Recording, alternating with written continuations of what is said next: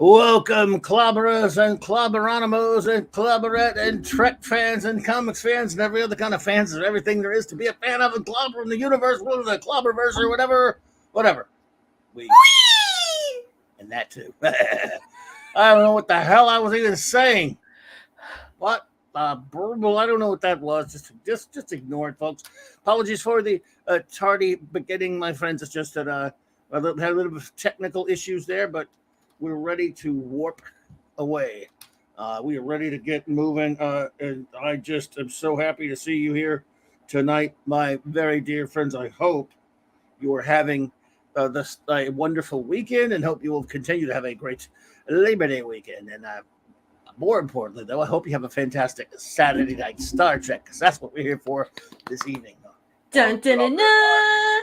Yes, indeed, it's clobbering times. Oh my goodness, here we are for some Saturday night trekking.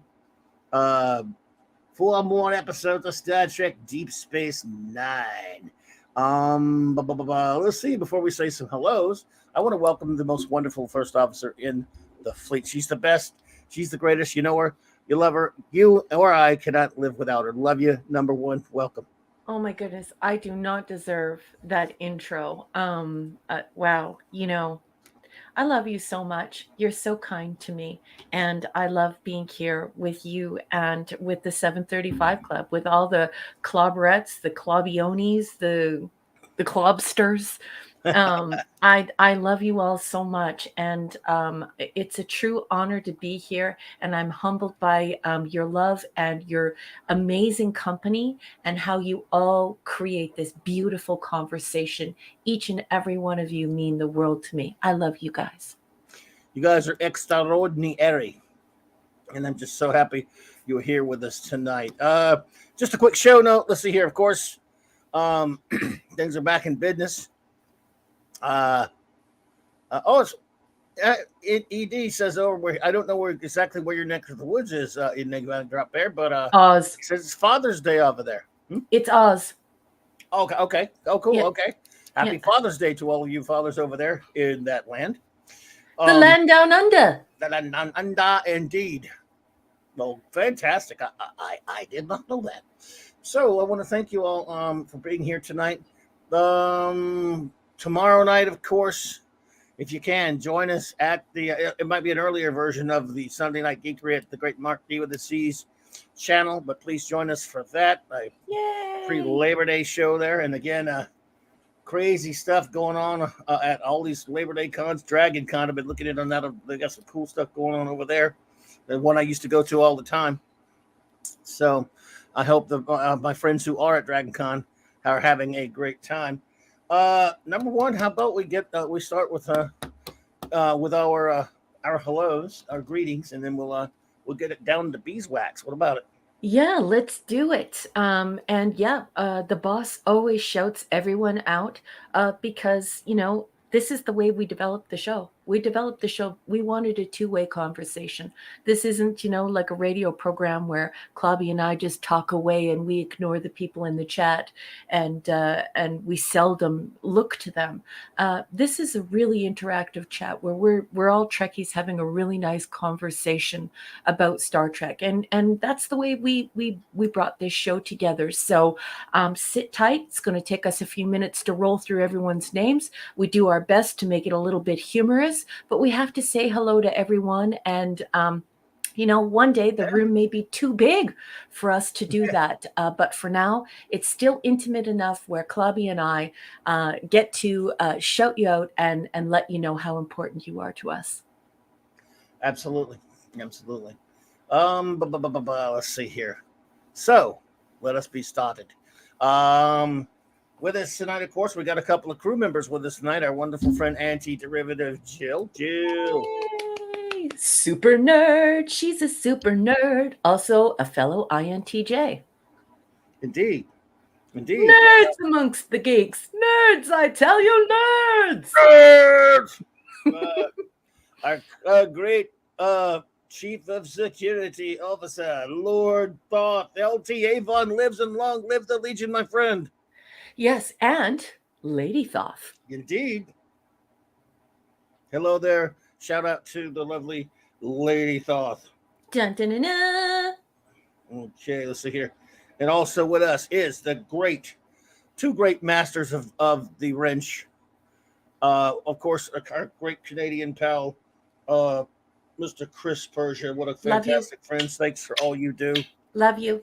I love the ads that you put out on the socials for us, and you are so talented at making these beautiful show posters and these truly comical ways of promoting our show.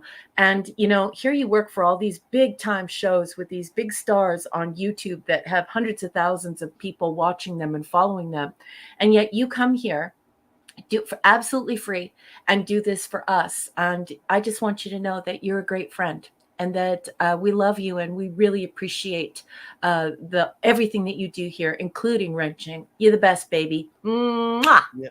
Thank you so much for all you do, buddy. And also right there with him is, and also a gentleman who works for all the big guys, and yet he's been such a good friend to us. The small fry like me, and I'll never forget it. He is the wrencher of bronze. That's in the bronze wrencher, the great Eric K. Buddy, I hope you're doing well, my friend. We love you, buddy, and we're just so happy to have you here. Yeah, I'm sending you millions of kisses for your handsome face. I just, once again, I mean, same as Chris. Here is this guy who works for all the big guys, and yet he loves us and he cares about us, and he comes here to protect this community so that we can have just some great Trek talk. Eric and Chris both add such tremendous value to this show and to this conversation. So shout out to these amazing wrenches for helping out the little guys. Yes, indeed. Yes, indeed. I happened to spot the wonderful Apollome's minion earlier, and of course, the pepperoni. Puppy. Follow me. I hope you're being safe out there, my dear. Both hands on the wheel, and hello to our wonderful pupper. Pup truck. The great J-Man popped in. Good buddy, man. I hope you're feeling well. I hope you're doing well, buddy, and feeling better. And I hope we get to hang out soon. So, yes, wonderful human being. Soon. Great channel, great bunch of guys over there with Sean and Steven and a bunch of buddies, and they have this the most. I go to their and I'm envious of them because they have such a fun time geeking out. I go and watch their streams whenever I can. Well, there he is. And I love those guys, and I love their streams. And I particularly go in there and love harassing J-Man when he's when he's wrong about stuff. But nah, he's kidding. Because if J-Man is actually the smartest man who ever lived, and that's true. So. You know that Jason is you guys know him as Jay. You guys all call him J-Man, but his real name is Jason, and I can tell you that because he's a published author. And he's Canadian, and his wife is an author as well. So if you go about the trouble of finding him on YouTube, following him, and then also following him on Twitter, it's going to lead you to these beautiful books of poetry that his wife has written, and some wonderful, kind of scary stories that he has written. And and one of his best friends is somebody who I just absolutely love, and that's Decepticon Sean. So just that whole crew, the whole J-Man crew over there. That's right. Wife, best friend, all of them, great crew. I'd hang out with them in real life. Please give them a follow. Please, indeed. They got a great channel over there. Shooter8323. Hey there, Shooter. Pew, pew, pew, pew, pew, pew. Welcome, my friend. Pew. And guess who's here? The great Michael Beacom. And I know, so hopefully, shout out to Sandra if you're out there with him as well, Sandra. Good to see you, Michael. Cassandra, how are you, sweetheart? Good to see you. And Michael Beacom. I got an and by the way, I did just now see whatever email you sent me, Michael, but I haven't had a chance to read it yet. We're just getting started. I'm sorry, I never checked my he's got a friend coming in out of town, so it'll take him a while. So he sent some views on some episodes. I see what they are now. Okay, that's cool. That's cool. I just noticed what that was. All right. There she is. Hey, gorgeous. What's up, Cassandra? I hope you're doing well. Let's see here. Sorry. I lost my place. Oh, there we go. So, Raymond Feliciano, and of course, the wonderful Sandra. And if you're talking Felicianos, not only are you talking about wrenching, but you're also talking about King Dolphin TV. In color. I don't know. Just You can't say anything. Any TV jingle is gonna have to be in color. In color. It just goes with it. I love it, Chloe. And our buddy, by the way, this is a shout out to our great friend Max Redstone. He may listen later. He's not been able to make it, but he gave us he gave us 2 limericks. Max, 2's better than dude. Any limerick from you, 2, 1, whatever it is. You're not obligated to ever do it at all, but we sure enjoy them and we love them and we love you, dude. So I hope you're having a wonderful night out at dinner. And we will not give you an agonizer for only having 2. I promise. Not even a shin kick. And if you're wondering what the boss is talking about, all this agonizer talk, we've developed some emojis for members here. So don't be shy to go ahead and grab yourself a membership. The boss has kept the membership at very reasonable rate. And then you could use all of the membership emojis. Among them are great artifacts, beautiful little signs, symbols, and artifacts from all the shows we love, including Star Trek. So don't be afraid to use them. They're lots of fun. We love them. Let's see here. Where are we at? Oh, Zathras is here. Crap, crap, crap. And Zathras says, I want Raquel to write a story about Zathras. Well, give me some time. I think I may do that for you. It might be just flash fiction, though. Just 500 words. Which Zathras would it be about? Would it be Zathras? Not understand which Zathras you mean. That Zathras over here or the one that over there in the other time zone. Zathras confused. Zathras not really understand time so well. But Zathras knows Zathras is not supposed to. Pleasant Valley Picker, what's up? BC! Hey, hope you're doing well tonight, third. Brian Hepburn, hello there, my friend. Hey, Brian, nice to see you, sweetheart. It's so good to see you. We're seeing you on a regular basis now. We just love having you a part of this community. We just love that you joined and you got a membership. You're too cool for school, Brian Hepburn. Great to see you, sir. Looking forward to your comments tonight. Zathras, the ladies' man. Ooh. You're not going to have a science fiction author write a romance, are you? I'm terrible at that sort of thing, especially being an INTJ. I'm very analytical.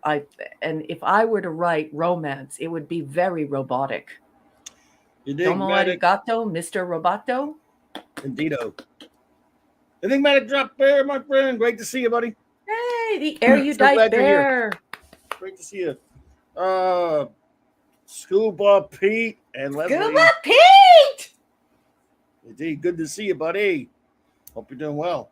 And Leslie and his whole family and his cool channel and just his coolness. Yes. He is the professor, the papa of puns, Scuba Pete. He is the Fonz. It's basically Fonzie. He's Fonzie to us, the rest of us geeks. Snail Messiah. Hello, my friend. I hope you're doing well. It's good to see you, Snail. Oh, Leslie, I love you, sweetheart. I'm so happy that you're here. Is Leslie here? Hey, yeah, Leslie. She's here.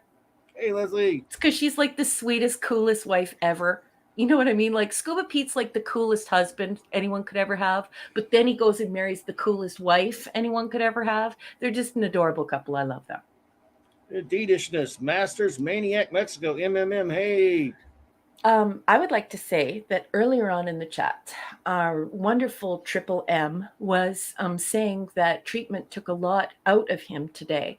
And so I don't know what the details are. However, I will say this. You have been a marvelous friend to us, and you've been so encouraging and just downright loving to everyone, just creating all this good cheer, always giving people compliments, always saying nice things to folks.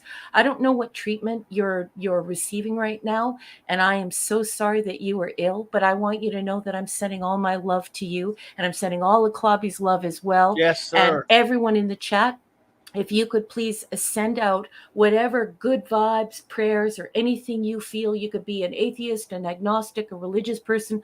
Can you send that out to Triple M? He could sure use it.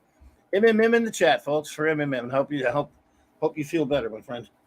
The great hungry for some con-style cryo sleep. Con-style cryo sleep. Wow, you're that tired, buddy?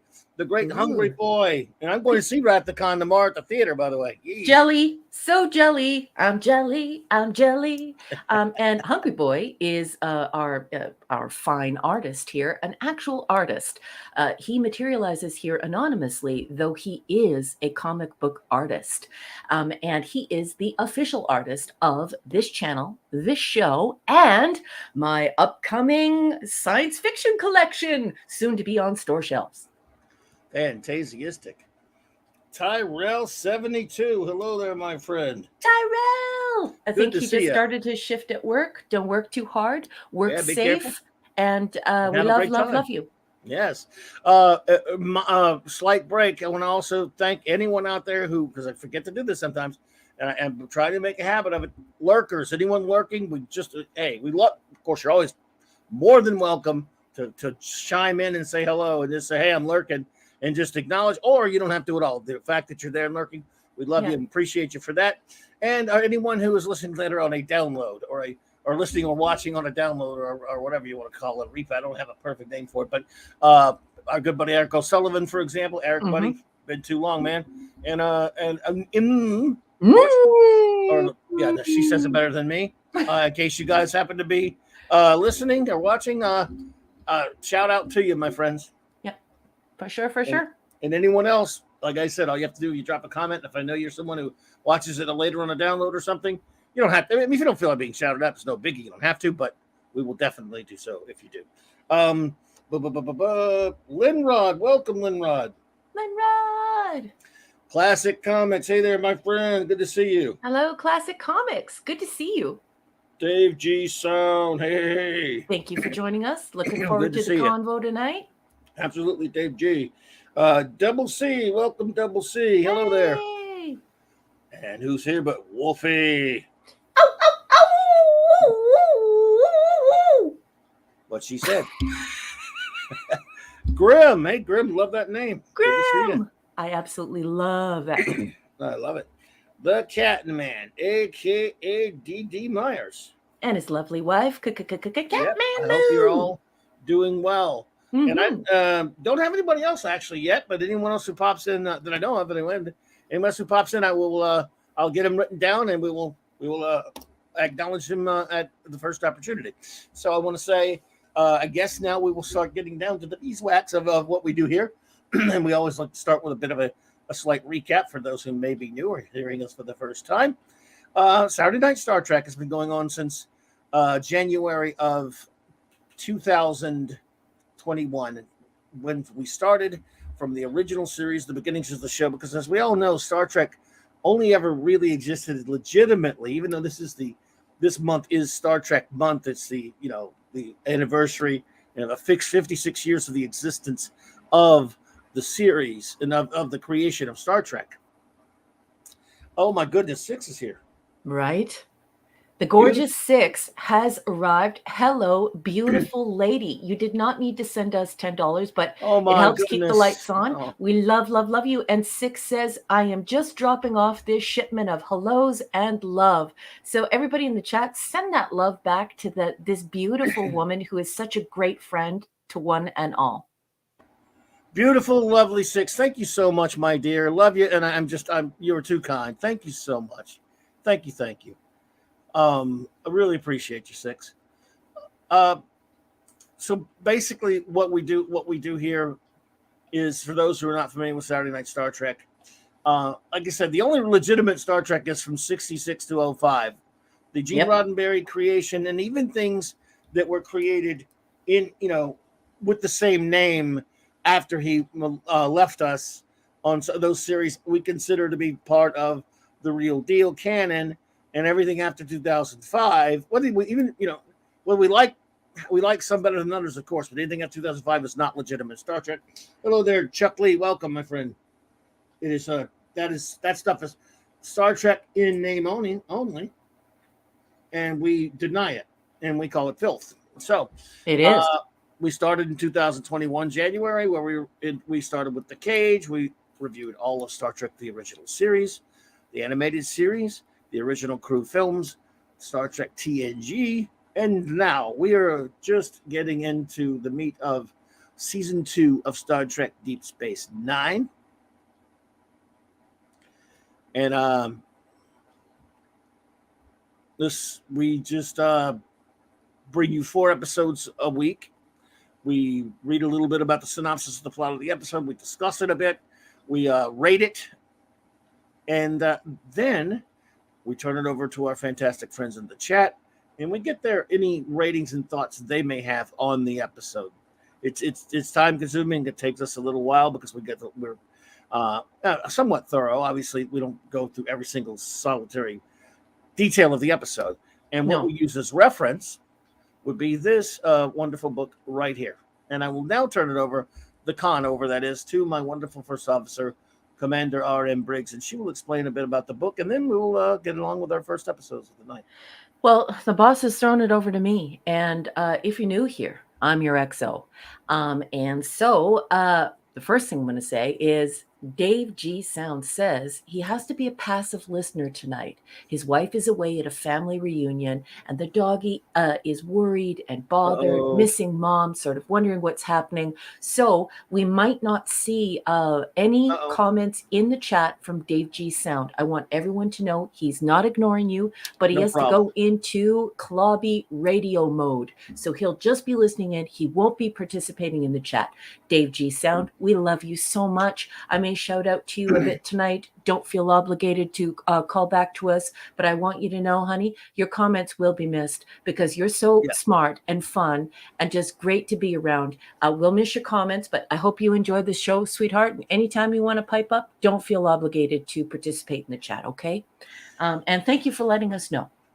Okay, folks, the boss is, if you're joining us and you're just listening in like it's an old time radio hour and you're not participating in the visuals and you're not participating in the chat, the boss, the captain, just put up an image of a book called Star Trek Deep Space Nine Companion. I know it should say I know it should have an article there, but it doesn't.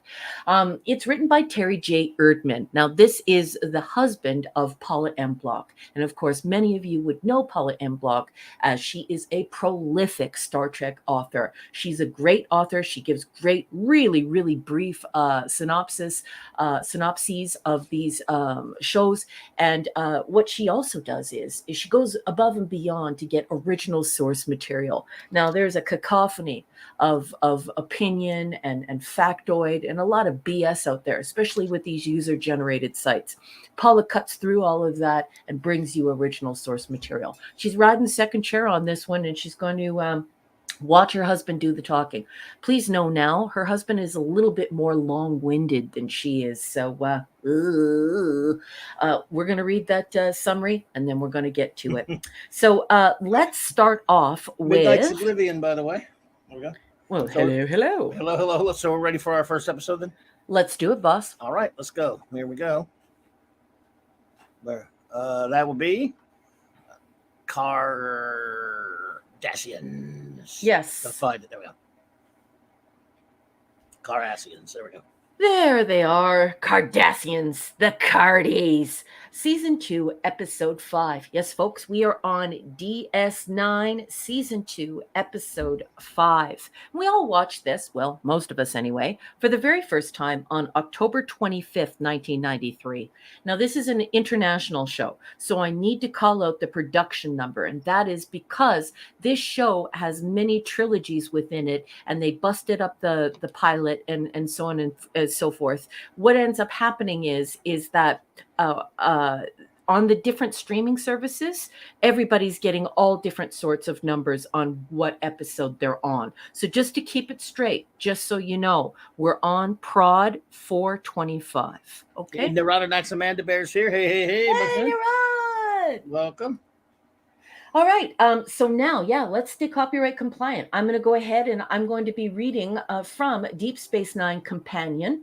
And I will be reading from page 88 and 89. Let's hope that Terry J. Erdman keeps it to, a minimum. But I mean, the guy's pretty long-winded. Enjoying another cup of Tarkalian tea with Garrick, the station's tailor, Bashir idly fishes for clues to the Cardassians' true vocation. To no avail. Their attention is drawn to two new arrivals at the Replimat. a middle-aged Bajoran man, and a 12-year-old Cardassian boy. Curious about the atypical pair, Garrick approaches and begins speaking to the Bajoran, at the same time laying a friendly hand on the boy's shoulder. The boy responds fearfully, viciously biting Garrick's hand. Later, as Bashir relates the strange incident to the crew in ops, Sisko is contacted by Gul Dukat, who already has heard about the encounter. Geez, I mean, really, Terry? Your editor couldn't catch that one? Dukat claims to be concerned about the treatment of the boy, a war orphan raised by a Bajoran family, and asks the commander to investigate. The information, he says, may help in his effort to bring such orphans back home to Cardassia. Sisko agrees and begins by speaking to Proka, the boy's adoptive father. Proka tells him that while he has not raised the child to hate Cardassians, he has told him the truth about what they did to Bajor. As for himself, Proka no longer sees the boy named Rugal as a Cardassian. He's loved him as if he were his own, but Proka's words are contradicted by an alien named Zolan, who claims that Rugal's Bajoran parents are abusive and that they consider their treatment of the boy to be their revenge against all Cardassians. Although Proka denies the charge, Sisko insists the boy be kept in protective custody until the truth is revealed, and he places Rugal with the station school teacher, Keiko O'Brien. That's right, folks. Good old Keiko. Here we go. Garrick reacts oddly when Bashir tells him about Dukat's alleged efforts to keep the Cardassian war orphan left behind on Bajor. He points out the incongruity of Dukat's involvement in a situation the Gul himself helped to create when he was in charge of the Cardassian withdrawal from Bajor. Bashir heads immediately to Sisko and finds him in the midst of a conversation with Gul Dukat about returning Rugal to Cardassia. Bashir boldly interrupts and questions Dukat about the decision to leave the war orphans on Bajor. Dukat explains that the decision was made by Cardassia's civilian leaders and that he was forced to comply. Uncertain who to believe, Sisko questions Garrick, who denied making any allegations about Dukat. That night, Bashir is awakened by Garrick, who says they must go to Bajor immediately. Bashir approaches Sisko for permission to borrow a runabout, just as the commander receives another interesting communication from Gul Dukat. Dukat says he has discovered that Rugal is the son of one of Cardassia's most prominent politicians, Kotran Padar, and that Padar is en route to the station to reclaim the boy. Realizing that Garrick's sudden desire to go to Bajor is more than a coincidence, Sisko allows Bashir to take the runabout. On Bajor, Garrick leads Bashir to the Orphan Resettlement Center, where they are allowed to download the relocation records for thousands of children. As they return to the station, a suspicious Bashir questions Garrick about what's going on. Garrick points out that Padar was one of the civilian leaders who ordered the evacuation of Bajor, which caused Dukat to lose his job as prefect. The fact that Dukat is now leading the effort to reunite Padar with his son seems like an odd coincidence. And did you want to take care of a super chat, boss? Yeah, well, thank you, Shooter, for that. And you know what he's looking for. Oh, God. Okay. I'm going to have to get you to plug your ears. This is your last warning. They're paying to have me do it. Keiko O'Brien, folks. This is by request of Shooter. Pew, pew, pew, pew. Oh, Miles. Thanks a lot, Shooter. At least I got a warning that time. Thank you so much, Shooter. You're too kind. Appreciate it. When Padar arrives to meet his son, Chief O'Brien warns him that the boy has strong negative feelings about Cardassians. And sure enough, Rugal angrily denies that Padar is his father and refuses to go with him to Cardassia. What's more, Proka refuses to relinquish custody. But despite the fact that bringing the Bajoran-raised child home after giving him up for dead will expose Padar to public disgrace, he wants Rugal. the two fathers agree to allow Sisko to serve as an arbitrator in the matter. Before the hearing can begin, Dukat shows up at the station, and Sisko realizes that they are being manipulated to an unknown end. But he can prove nothing until Garrick, analyzing the resettlement files, finds a clue that unravels the mystery. Bashir presents their findings at the hearing. Rugal was originally brought to the resettlement center by an officer who was attached to Terok Nor, the Cardassian name for Deep Space Nine. And at the time, Terok Nor was under the command of none other than dun dun dun Gul Dukat. I added all that. Sorry, folks. The clear implication is that Rugal was separated from his father by a political enemy who hoped someday to humiliate Padar. With the knowledge that both Padar and Rugal were the victims of a cruel conspiracy, Sisko knows that he has no choice but to separate the boy from his loving Bajoran parents and send him home to Cardassia with his real father. And that is all the long-winded Terry J. Erdman has to say about Cardassians, season 2, episode 5. I'm going to throw it over to the captain now. Captain, please tell me, what did you think of the coverage? What did you think of the episode? Give me the skinny. Captain James C. Skywalker's here, by the way. Hello, hello. And he has a very important question. He says, "Can we pay not to hear O Miles?" Yes, that could run into big money right there. But I blame Shooter. I blame Shooter. Hey. Blame Shooter on that one. Some people like it and some people don't, I guess. Oh, my goodness. And I agree with both people. It's acquired taste there, buddy. What can I tell you? It truly is. Keiko O'Brien is an acquired taste. Yeah. Well, no one's even said about anything about my Chiron. Does no one ever read that? I may not even use them anymore. No, I'll read it. Clubbering Times. Saturday night Star Trek. DS9, Season 2, Cardassians episode review. Okay, so this is definitely a nod to Beavis and Butthead. Well, I mean, no, it's just that Cardassians are assholes. They are. I'm sorry. But my favorite one is Garrick. So, I found this to be, this is drama and politics. It is. Pure, but again, a lot of this show is. It is, and you have to give yourself over to that. But we told everyone that at home at the beginning, didn't we, boss?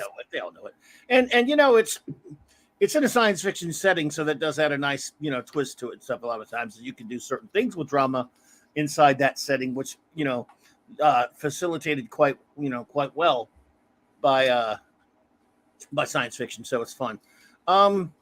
Yeah, I think this is there was some interesting coverage, of course, and I think this is a pretty good episode. It was pretty. I guess it's because look, I'm a Garrick fan. When I get me some Garrick, and especially with him, I mean, not just him popping up a little bit, they use him very well. This is is this his second appearance, maybe? Mm-hmm. He's really established here as a really more fascinating character. In Ducat's again, it's just got some pretty good intrigue, and it is a very touching story. I had like maybe one tiny little issue with the alien captain saying, that the accusation he made, the accusation he makes, and then they can't find him anymore, and he's just not there, and it's not. What made him say this? Did someone pay him to say it? I think that's what they're alluding to, but I think maybe a scene might have been cut there.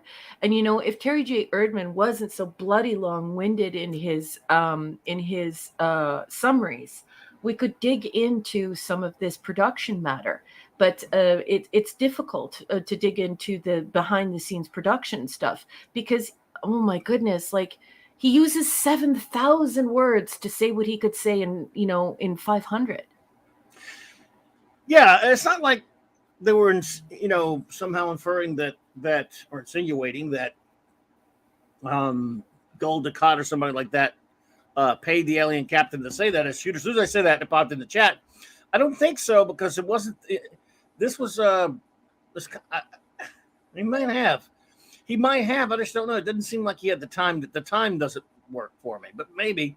But the captain has known those people for a while, so Like you, Shooter, I think that's probably what happened, but it wasn't really Mm-hmm. well. It wasn't really.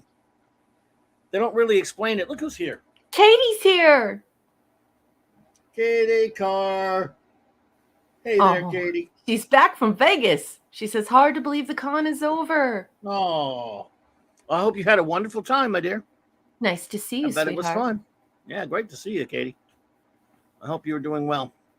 So I guess that's could be what happened, but they don't really elaborate. We don't really find out, and I guess it's kind of a strange, seeming a bit of a hole, but okay, whatever. Yeah.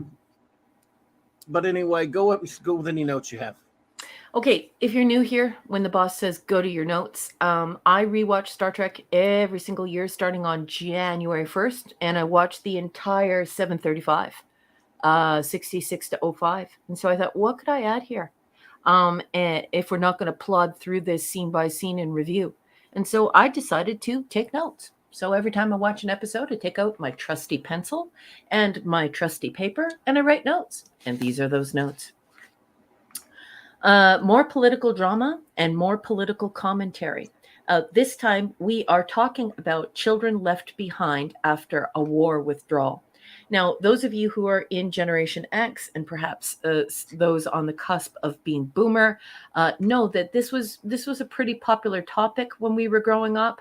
As we looked back and we said, okay, what about the children left behind in foreign nations during wartime?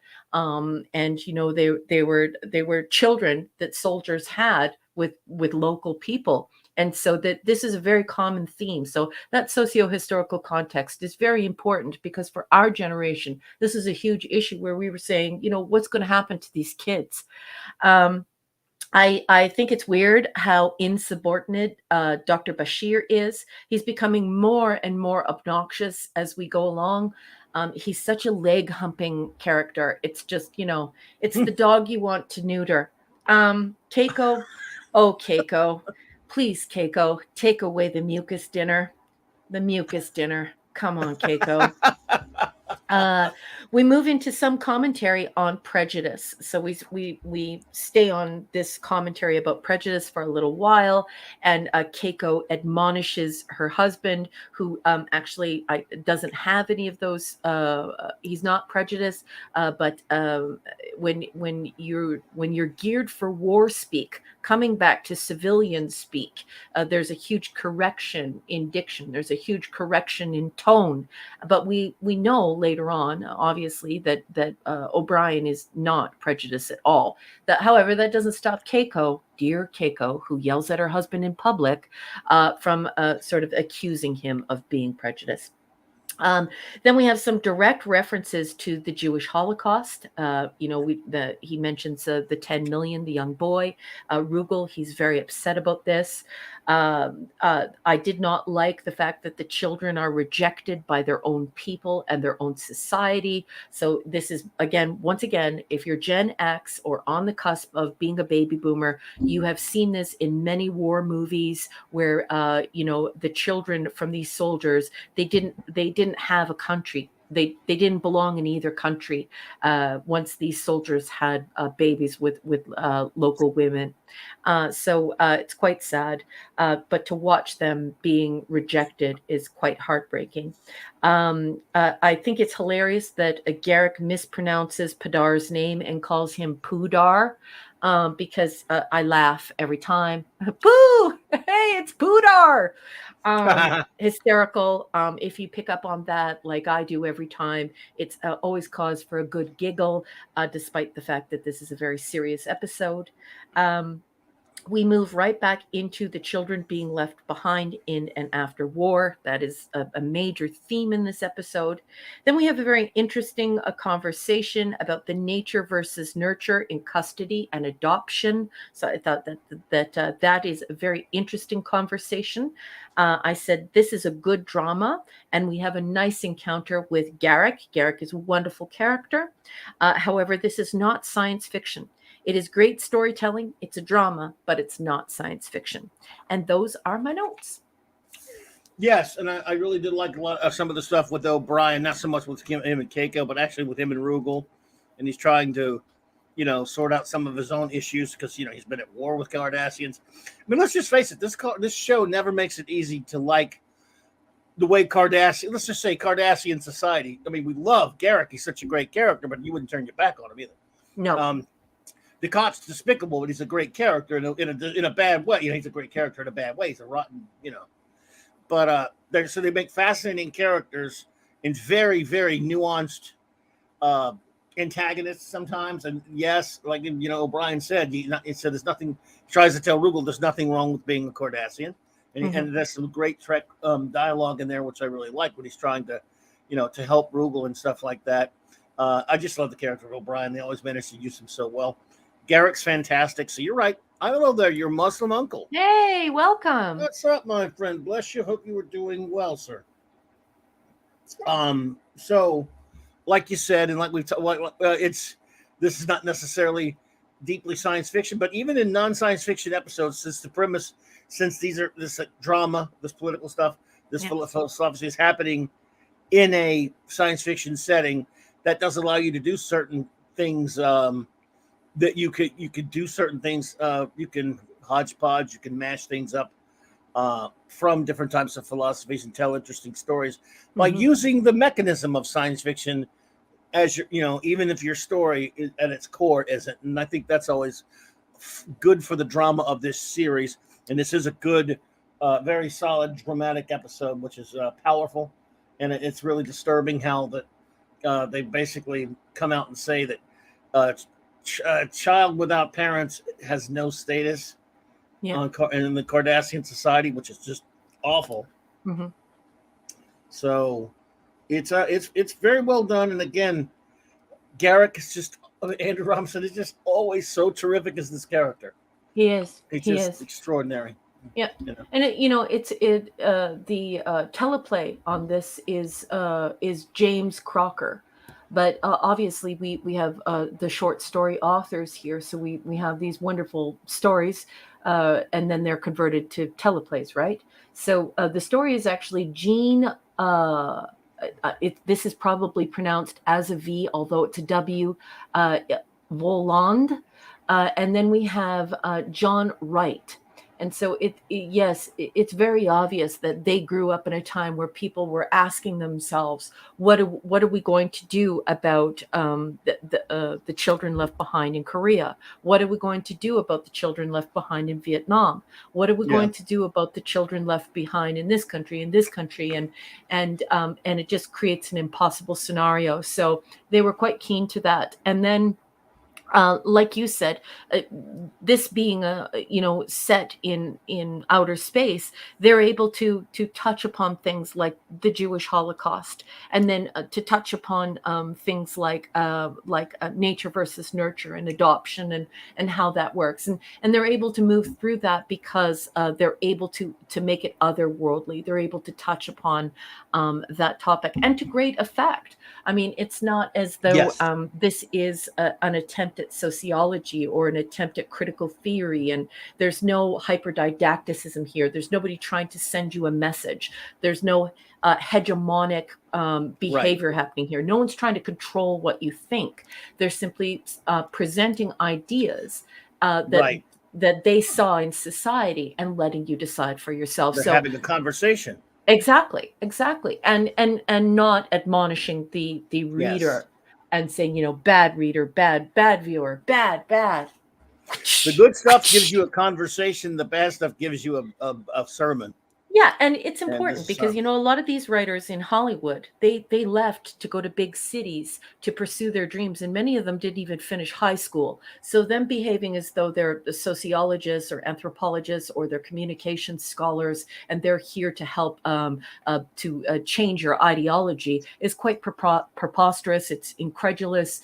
It's infantilizing. Quite frankly, it's downright insulting. So it's nice that these folks just this set of writers says, we're going to talk about this, but we're not going to pretend as though we're an authority and we're going to instruct you on it. So it's good stuff. Indeed. Welcome, Scotty. Good to see you, my friend. Hey! So what is your rating of Cardassians? Cardassians, I have to look. It's not science fiction, but like I said, folks, you have to give over to it. Oh, Wendy and Jimmy! Oh, and Captain Time Lord Spock, Aw, Wendy. Captain Time Lord Spock, you good fella. Nice to see What's ya. up, my good friends? Good to see you, Wendy and Jimmy. Good to see you, Yeah. Captain Time Lord Spock. Love having you all pop in. Thank you so much. Hope you are all doing well. So, boss, for me, this is a B plus. I'm not, I'm not hyper keen on it. It's a bit like watching an episode of MASH. I loved MASH. It's absolutely terrific, but it's not science fiction, but it's good drama, and we have a nice time here, especially with this character Garrick. So a B plus for me, boss. I don't know how we keep doing it, but we have an exact tie again. I'm also at a B plus. I think it's excellent. Again, this show is such a great show. I have my when you get it. There's so many great ones that are a really. I mean, A plus means it was a very well done, very good episode, and this was that. And you're like you said, your ultimate goal is not a science fiction story, but science fiction is a great mechanism for this kind of character interaction and this kind of philosophical conversation. So. Plain and simple, Garrick. I know you don't. I know you have fun with Bashir, but I think Garrick's a great character, and I think part of the reason he was because of his relationship with Bashir. I think it's crucial. So I love it. Yes, yes, yeah, I agree. And So it's important that he be a bit of a nincompoop. So, yeah, and I mean, he delivers on that wonderfully. yeah, I love Bashir, but I hear it. Okay, so everyone, now I will give the word for our good friends in the chat. If you have any. And always wait for the word. But if you have any rating and or words to say about this episode, Cardassians, sorry, please do so now. Our wonderful first officer will take star point, and I will bring us while we're waiting on her to get some of those starred. While you're writing those, I'll bring us some Max Redstone entertainment after this super chat from the great Mr. Tickle Trunk, who I did not know was here. Good to see you, my friend. Thank you. Yeah. Let's see here. He says $5 super chat. Thank you so much, Mr. Trickle Truck. He says, because there's no super ticket that looks like this. Lurking tonight. Love you guys. Love Saturday Night Star Trek. Thank you, my friend. Thank you for letting us know that you're there, because we love you very much. So that was so cool of you. Thank you, sweetheart. And now for some Max Redstone entertainment. Again, Maximum Redstone. Always good to see Mr. Tickle Trunk, by the way. Thank you, sir. He says, here we go. Cardassians by Max Redstone. Friends, Romans, Cardassians, sorry, lend me your ears. I'm a plain, simple tailor, and you should have no fears. You might think that Jadzia is fine, or that Cisco's divine, but I'm the interesting one to watch for the next several years. Ooh. I'm sorry if I stumbled all over that. Max, that was really good, and just for you, I'm going to do it again and see if I can get it right. Friends, Romans, Cardassians, lend me your ears. I'm plain, simple tailor, and you should have no fears. You might think Jadzia is fine, or that Cisco's divine, but I'm the interesting one to watch for the next several years. Very good advice, and well wrought. Thank you, Maximum Redstone. Thank you, Maximum Redstone. Sorry I had to butcher that for you. All right, my friends, we have some ratings and reviews. Let us get us started here. We do, boss. Over 30. They're rolling in now. Nice. Please go ahead and check your tab. You are ready to go. Also, boss, before you get rolling, we have a gentleman by the name of Gary Carpenter here. And he says, hello there, everyone. Everyone, please give a warm welcome to Gary Carpenter. Welcome, Gary. Oh, I'm not sure if I know Gary Carpenter, but I'm very pleased to have a new, always great to have a new folks pop in. Gary, thank you so much. Welcome to Saturday Night Star Trek at CLOBBERIN Times, and appreciate you so much. It's good to see you, my friend. Let's see here, because our first review, of course, Midnight's Oblivion says B+, agreed. Thank you so much. Thanks, Midnight's Oblivion. Thank you. The great Masters Maniac Mexico says, two by two, Yes. 2 2. You cannot imagine when. I'm not sure, is that a rating? Okay. You can imagine. You cannot imagine when you find out that you might not be the person you thought you are. Therefore, and for a brilliant gold Ducat and Garrick, I will always love this episode. Thank you so much, MMM. Appreciate you. Sandra Feliciano says, B+. The story of the kids left behind is always tragic.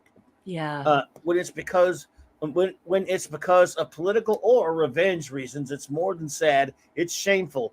In either case, the child pays the price. And yes, Sandra, this really, if we needed to know, really shines some light on what a bag of old Ducat is, huh? Ooh, May I interrupt? I beg your pardon, Captain. Please excuse me for 1 minute. Masters Maniac Mexico, I want you to know that the second that I saw 2 out of 2, I looked back for several minutes, even before the boss gave the word, so that I could confirm that your comment was zapped by the algorithm. Oh. So something happened where they just did not want that posted, and they removed it. It did not appear on StreamYard on this side. You were vaporized by the algorithm. So maybe if you could state it and try remove it and put it in there. Yeah, whatever questionable words there are there. I want you to know now that if you need help with that, Eric K and Chris Persia are experts. They can let you know what they're looking for and what triggers the algorithm to vaporize you. Sorry, boss, go ahead. Yes, there's some sometimes it's just it's nothing. It's totally innocent, and the algorithm zaps it. It's great. So yes, sorry about and that. You can be innocent. That's true, boss. I should have said that. Yes, you can be entirely totally innocent and still crazy get vaporized. On you. Yeah. Sorry, man, but I try it again, and we'd be happy to read it for you. The Catman, aka D.D. Meyer, says, Clobby, for this episode, I give it a B+ for drama and a C for a sci-fi episode. Oh, good. Thought it was entertaining. Thank you, Catman. I love this. Dee, that's a great review. Thank you, Dee. The great Lord Thoth, hey buddy, says C+. Not a bad storyline. DS9 is starting to come into its own and get out of the shadow of previous Star Trek. Is it just me, or is, some of the best characters, the secondary ones like Garrick and Quark? Yep. No, it's not just you. Although I do love the Cisco and Odo, and I love them all. So I don't think it's just you, but for me, I think this is a really strong cast. It's not one of the main ones that I don't like, I guess. But as far as the main ones are concerned, but they do a great job on this show with secondary characters, which is one of the strengths of this series, in my opinion. Because it's a show that their stories, necessitate having those kinds of characters. So, Pleasant Valley Picker says. B+ says, why has a Cardassian raised by Bajorans been taught to hate his own kind? Nurture overcomes nature, it seems. Miles, we don't know that he was. I mean, but Miles, Miles' scene with the young Cardi is a nice exploration of prejudice. Agreed, sir. Let's see. Find your next one there. Shooter's agreeing with you on your previous comment, boss, and he quickly just said, Nog gets pretty good as well. He does. It took me a long time. And Rob Altus walks through the door. Hey, Rob. Hey, Rob. Rob, good to see you, hon. It took me a long time to warm up to Nog. I was never a Nog guy. Oh, boy. And I'm an eggnog. I'm an eggnog girl, but not a Nog girl. I hear you. Miles and the young Cardassian both struggle with prejudice. Still, Miles seems to overcome it when he says, you can't judge a whole race of people. Yes. And that was yes, indeed. That's exactly right. Again, that's very nice. Very nice scene there, for sure.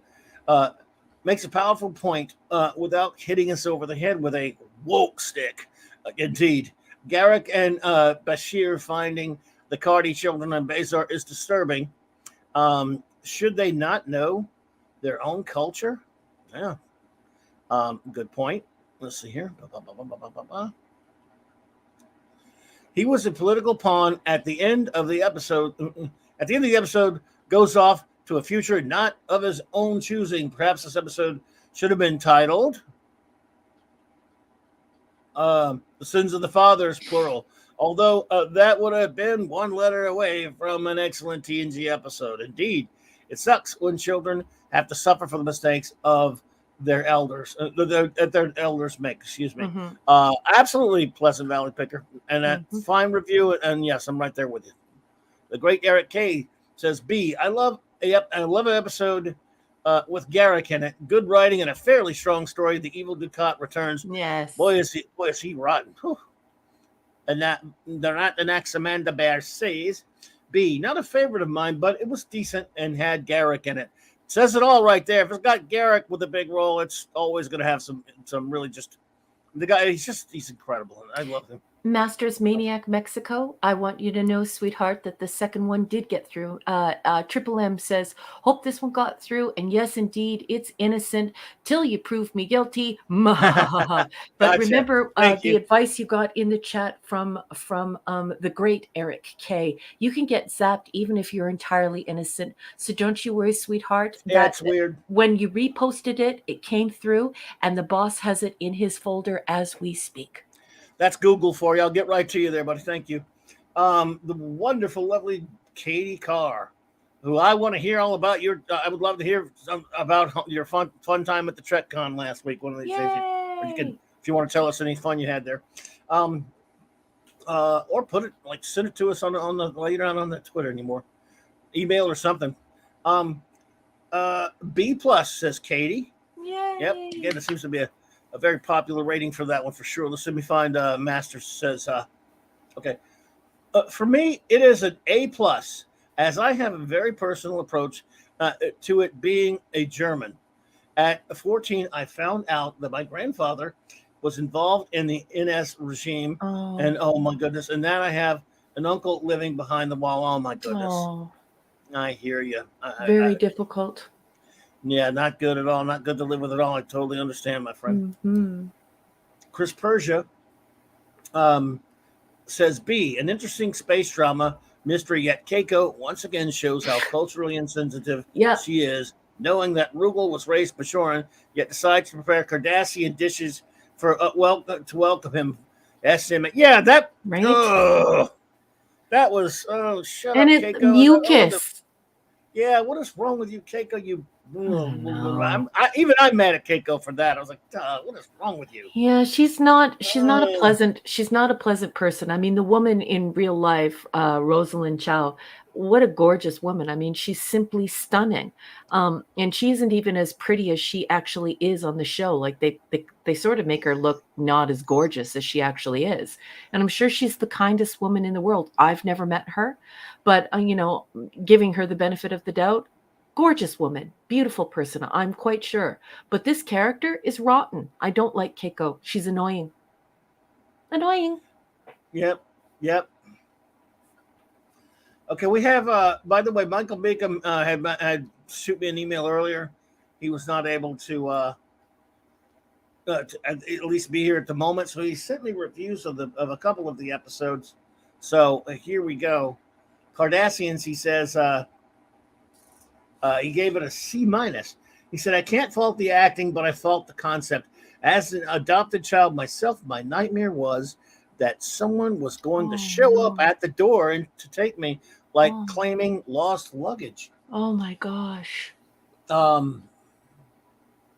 He said the companion, page 90, they say Cisco knows he has no chance but to give the kid back to the Cardassian diplomat. Are you effing kidding me? This child is being treated like property. Yeah. Rugal's wishes are dismissed. It's not like it's his own life or anything. Wait, yes, it was all because of a conspiracy, but the boy has a loving home, yet being with his own kind is more important. Yeah. Being a father is more than passing a DNA test. That poor Bajoran couple, I think the writers thought They were being profound, but I don't think they know what they were saying. That's from Oh, Michael wow. Beacom, folks. That's from Very Michael well Beacom, said. everyone. Michael Beacom, what great comments. Thank you so much for adding them and just for even just sharing that story with us. You know how much we love you and Cassandra. The Beacoms, you're very important to us. And telling that heartfelt story to give context for your opinion is incredibly generous. Thank you for sharing that with us. And not only do I respect your opinion, but I definitely agree with you, fine sir. Well done and well said, sir. Absolutely. Scuba Pete says B. Whitney Houston as sung by Keiko. I'm not doing it. Nope, I'm not Whitney Houston you on this one. You're not tricking me on this one, buddy. You're not fooling anyone. I believe the children are our future. I'll teach Rugel and show him how the Kardashians ripped out Basharn insides. Padar wants to give him a sense of That's so pride, right. dude. There you have it, folks. The Right to the agony professor, booth with you. the proverbial papa of all pundom, the puntastic Scuba Pete. Look who's here. Larry, Larry, Larry, Larry. Larry. You know, some people say Larry, his Larry, name Larry, Larry. twice, but he is such a fine gentleman, they ought to say it thrice. Larry, Larry, Larry is here. I think you were onto something, Larry. Larry, Larry, Larry, Larry, Larry, Larry, Larry. I'm gonna get tired of that. Zach Ross says, B. Any episode of Garrick is a good episode. Refugee children, Chuck Norris took care of that issue of Vietnamese kids and Braddock missing in Act 3. He did. That's true. He did. And Babylon 5 is better than DS9. There, I said it. No, you can't say it like that. I'm sorry. You have to say, and Babylon 5 is better than DS9. Zachra says, there, I said it. Or did I? Maybe my other me said it. I don't know. Yeah. And I watched that Chuck Norris movie, Zathras. You did. I know exactly what you're talking about. A lot of the war movies from that time got into that subject matter, and it's very, very difficult subject matter. Well, they did indeed. And Super sad. I think I only saw the first one. Shooter says B. Not the most thrilling episode, politically driven with some spy games thrown in. The best part of the episode is we get to see more of plain and simple Garrick. The question is, why is Garrick helping? Yes. And we find out why. We know he doesn't like old Ducat boy, does he? Nope. Is it hostility to Ducat? Exposing a crime against the Kardashian government? Endearing himself to the Federation? Something to practice his craft? Or is it all of the above? I'm going to go with all of the above. Mm-hmm. That would be my if I get a vote. Julian gets a chance to stand out in this episode and step out from being a supporting character. No longer just a naive rookie. He is slowly developing a more decisive attitude. Truishness. I'm with you there, Ishness. Ultimately, the conspiracy is exposed, but the plight of the Kardashian orphans is unresolved and most likely will never be, leaving the ending bitter sweet. Yeah, Michael Beacom's got me thinking a lot about this. So, that kid got a raw deal. He did. I found another one by Pleasant Valley. I thought I did this one. He might have put it up twice. If I see a number in front of it, boss, I put the little star beside it. He might have double posted, boss. Well, maybe not. I don't think I missed it, but it was way down here. Anyway, Miles' concern for the well-being of the young Cardi is touching. I felt sorry for the young Cardi. Keiko was not annoying. What? She's annoying. Keiko is always annoying. Raymond Feliciano says, A, drama at its best. It has intrigue, deception, and a fascinating discussion of the plight of war orphans. I agree the Cardis are a-holes. Yeah. Less Keiko is for. Raymond. Love it, Raymond. Great comments, Raymond. Now we'll turn it over to you for a bit because we have our good buddy Edie and then Jill. Well, I better get in there. I'll switch with you there. All right, boss. Are you on the live? I'm on the start. We're done. Yeah. Let's do Enigmatic Drop Bear, the erudite bear, one of my favorite bears in the whole wide world. He's going to drop the mic. I know it. Look at this. He's got a 7-parter. He's got feels. He gives us an A-. He says the performances and dialogue in this episode were first rate. DS9, with its excellent cast, continued to explore the complicated issues that follow the retreat of an occupying force. Absolutely. Cisco, Ducat, and Garrick present us with different aspects of menacing. Cisco's confident authority, Ducat's naked ambition and ruthlessness, Garrick's sinisterness, and Delphic chicanery. Ooh, Wow. very Hey, nice. Michael Bacon. 3 of 7. Garrick exploits Bashir's gullibility for reasons unlikely born from altruistic intent. The coincident timing of events in the story also indicates an interplay between Garrick and Ducat. That Ducat! Ducat! You know that song? That German song? I don't know the lyric, but it's like, No. Du hast. Whenever I hear Ducat, I think of that song. Du Gull, Ducat. Anyway, 407. These story elements and character motivations remain largely unresolved, but this is okay because they are incidental to this story, yet tantalize potential for future episodes. So true, and everyone felt that. Why is Garrick helping? I like how the last thing people were thinking is, why is Garrick helping? 5 of 7. O'Brien presents this wonderful piece of dialogue. You can't judge a whole race of people. Someone frame this, nail it to Klutzman's forehead, then get someone to explain it to him. I love you, Edie. Well 6 done. of 7. It is somewhat didactic. It is a somewhat didactic statement, but given the present state of pop culture and its purveyors, it seems unfortunately appropriate. Absolutely. Agreed, my darling. True dat. Sir, true dat. 7 of 7. Finally, it's strange that Rugel's apparent death wasn't somehow confirmed by his family. Surely the Cardassians had a technology to facilitate this. Oh, Edie, what a great review. Everyone, Edie, stand up, take a bow. Everybody, throw your hands up for Edie. Gorgeous job. Now, let's move on to one of my favorite nerds in the whole wide wee world, Anti-Derivative Jill. We're just nerds amongst geeks, just humble nerds hanging around with some geeks, and we're also INTJs. So let's see what my fellow INTJ and our communications officer has to say about this episode.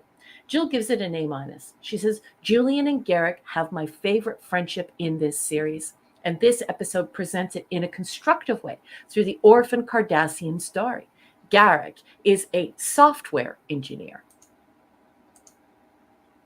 O'Brien's issues from the wounded are re-explored through the uncomfortable lens of a child who hates that he's Cardassian. This builds up his good-hearted attitude in overcoming past flaws. Oh my goodness, you guys. Like, well seriously. Done. These are gorgeous reviews. I love you. I love you. I love you. Thank you for adding this gorgeousness, these well-wrought comments that just inspire wonderful conversation for one and all. I love you both. Mwah, mwah, mwah. Okay, boss, I'm back on the line. Thank you for those reviews, everyone. And we have one more, and then we have a report. Wolfie says rating B-.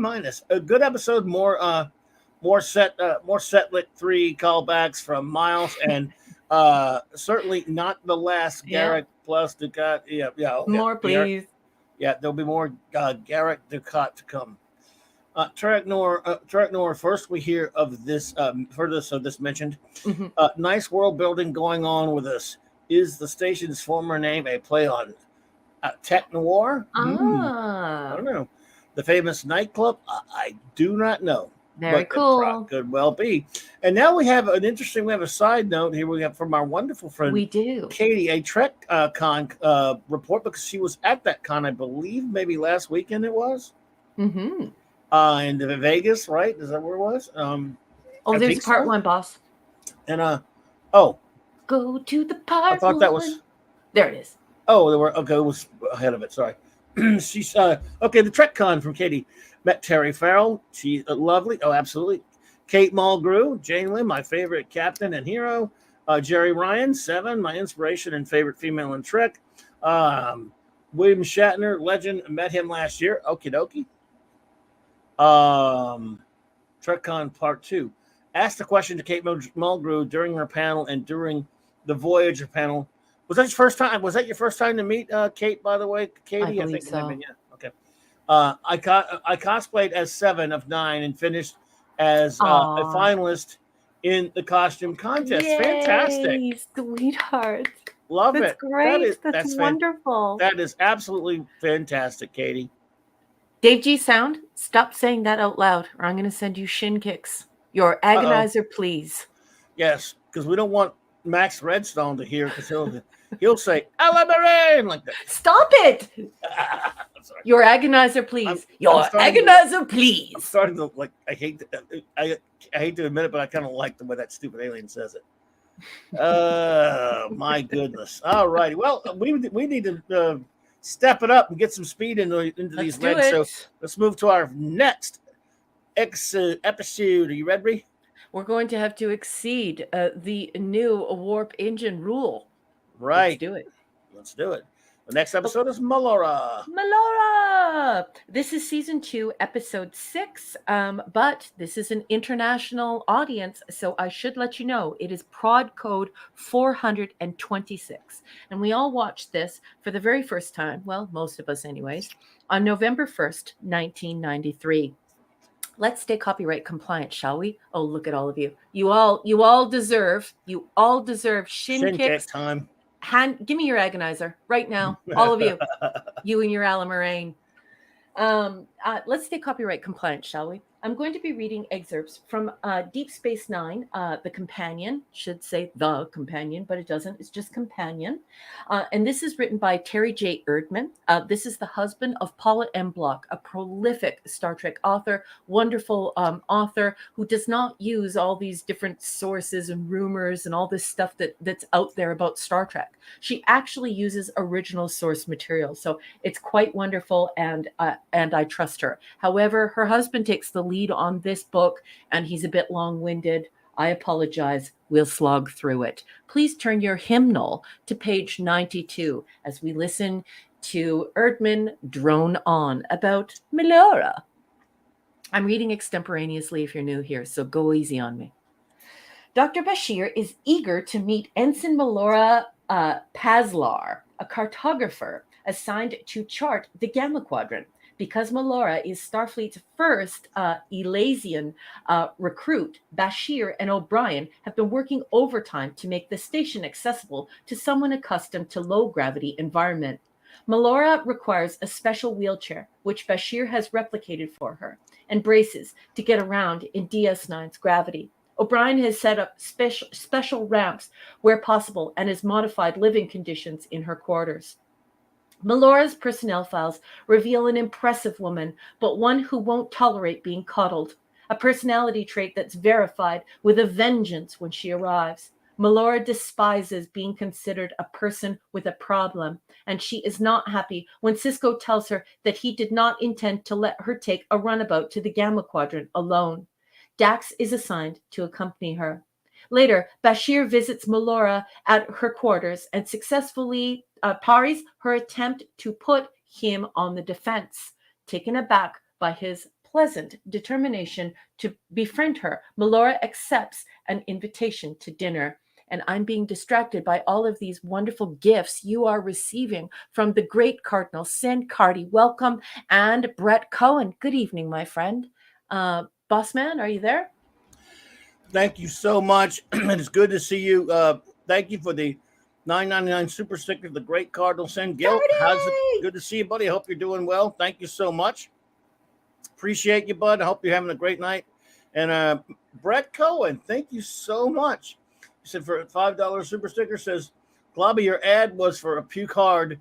Not only joking, just dropping some love. I know, no, only joking. Good to see you, but I appreciate that. Yeah, puke hard. Yeah. You know, I'd never advertise that. Nope.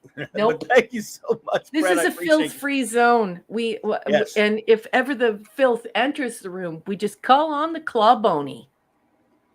All yes, right. Indeed. Let me keep reading. Thank you. Quark is also trying to get on the good side of a dinner guest with far less success. Oh, and J.D. Lewis, too, by the way. Hey! Sorry, almost went. Good to see you, buddy. Lewis is here. I didn't see him. He just popped in. Good to see you. Hey, sweetheart. Nice to see you, honey. I would have called you if I would have seen you. I'm reading off of the Not a book, problem. honey.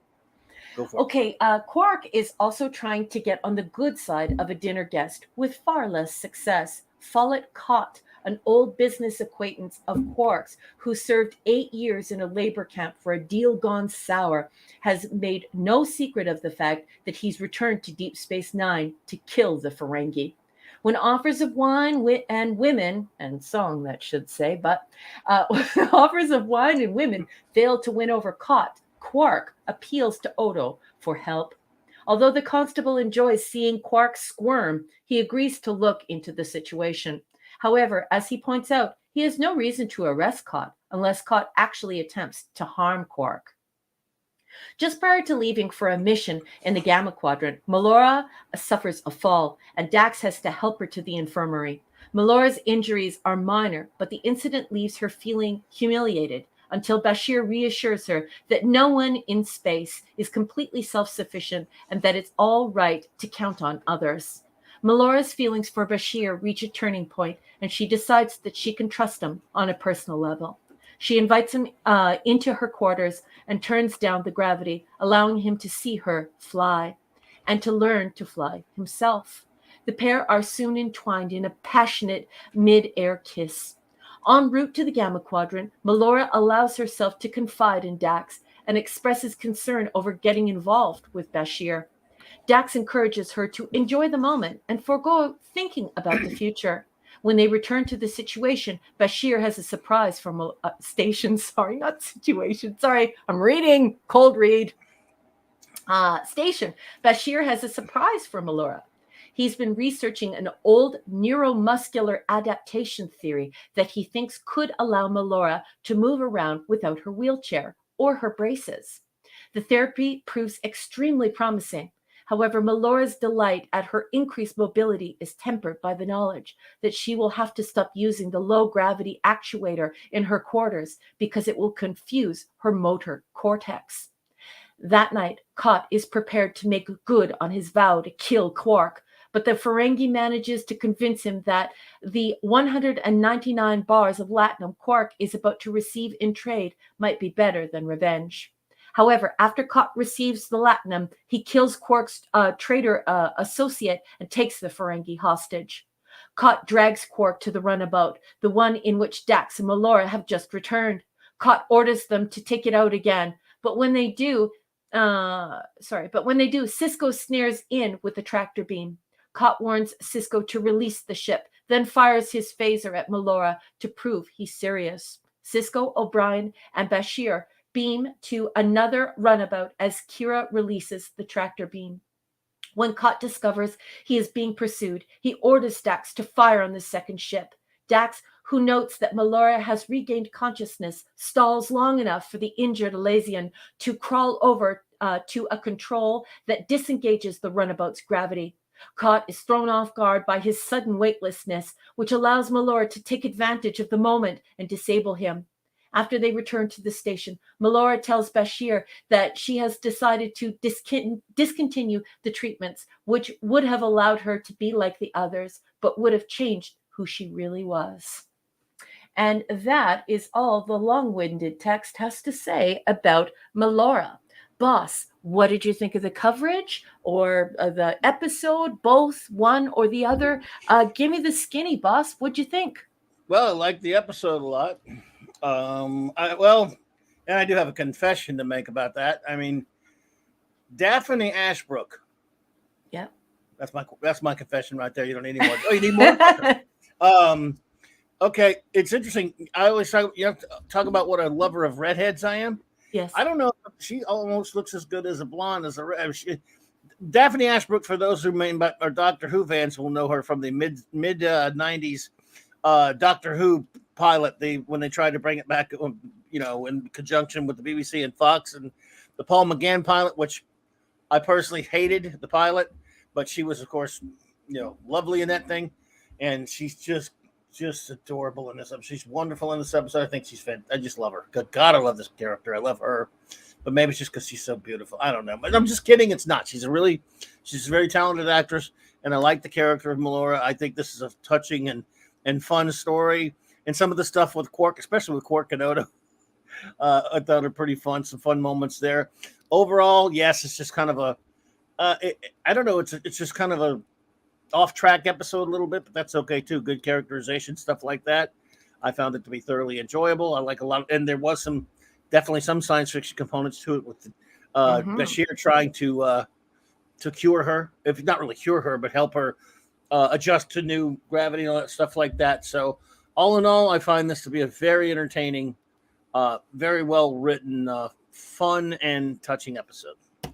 And I love Daphne Brooks, so maybe I'm just blinded by her. Well, this is going to come as a shock, boss. Go for it. I think this one's a stinker. Wow. I am shocked. That is. We rarely disagree because you are my Star Trek soulmate. Right. The whole world knows it. But this one, I think, is a real pooper. It's real stinky diaper that needs to be changed. Wow. I'm definitely shocked. I'm just. Should I just go to my notes? Well, you should probably do this first. Crap, crap, crap, crap, crap, crap, crap, crap, crap, crap, crap, crap, crap, crap, crap, crap, crap.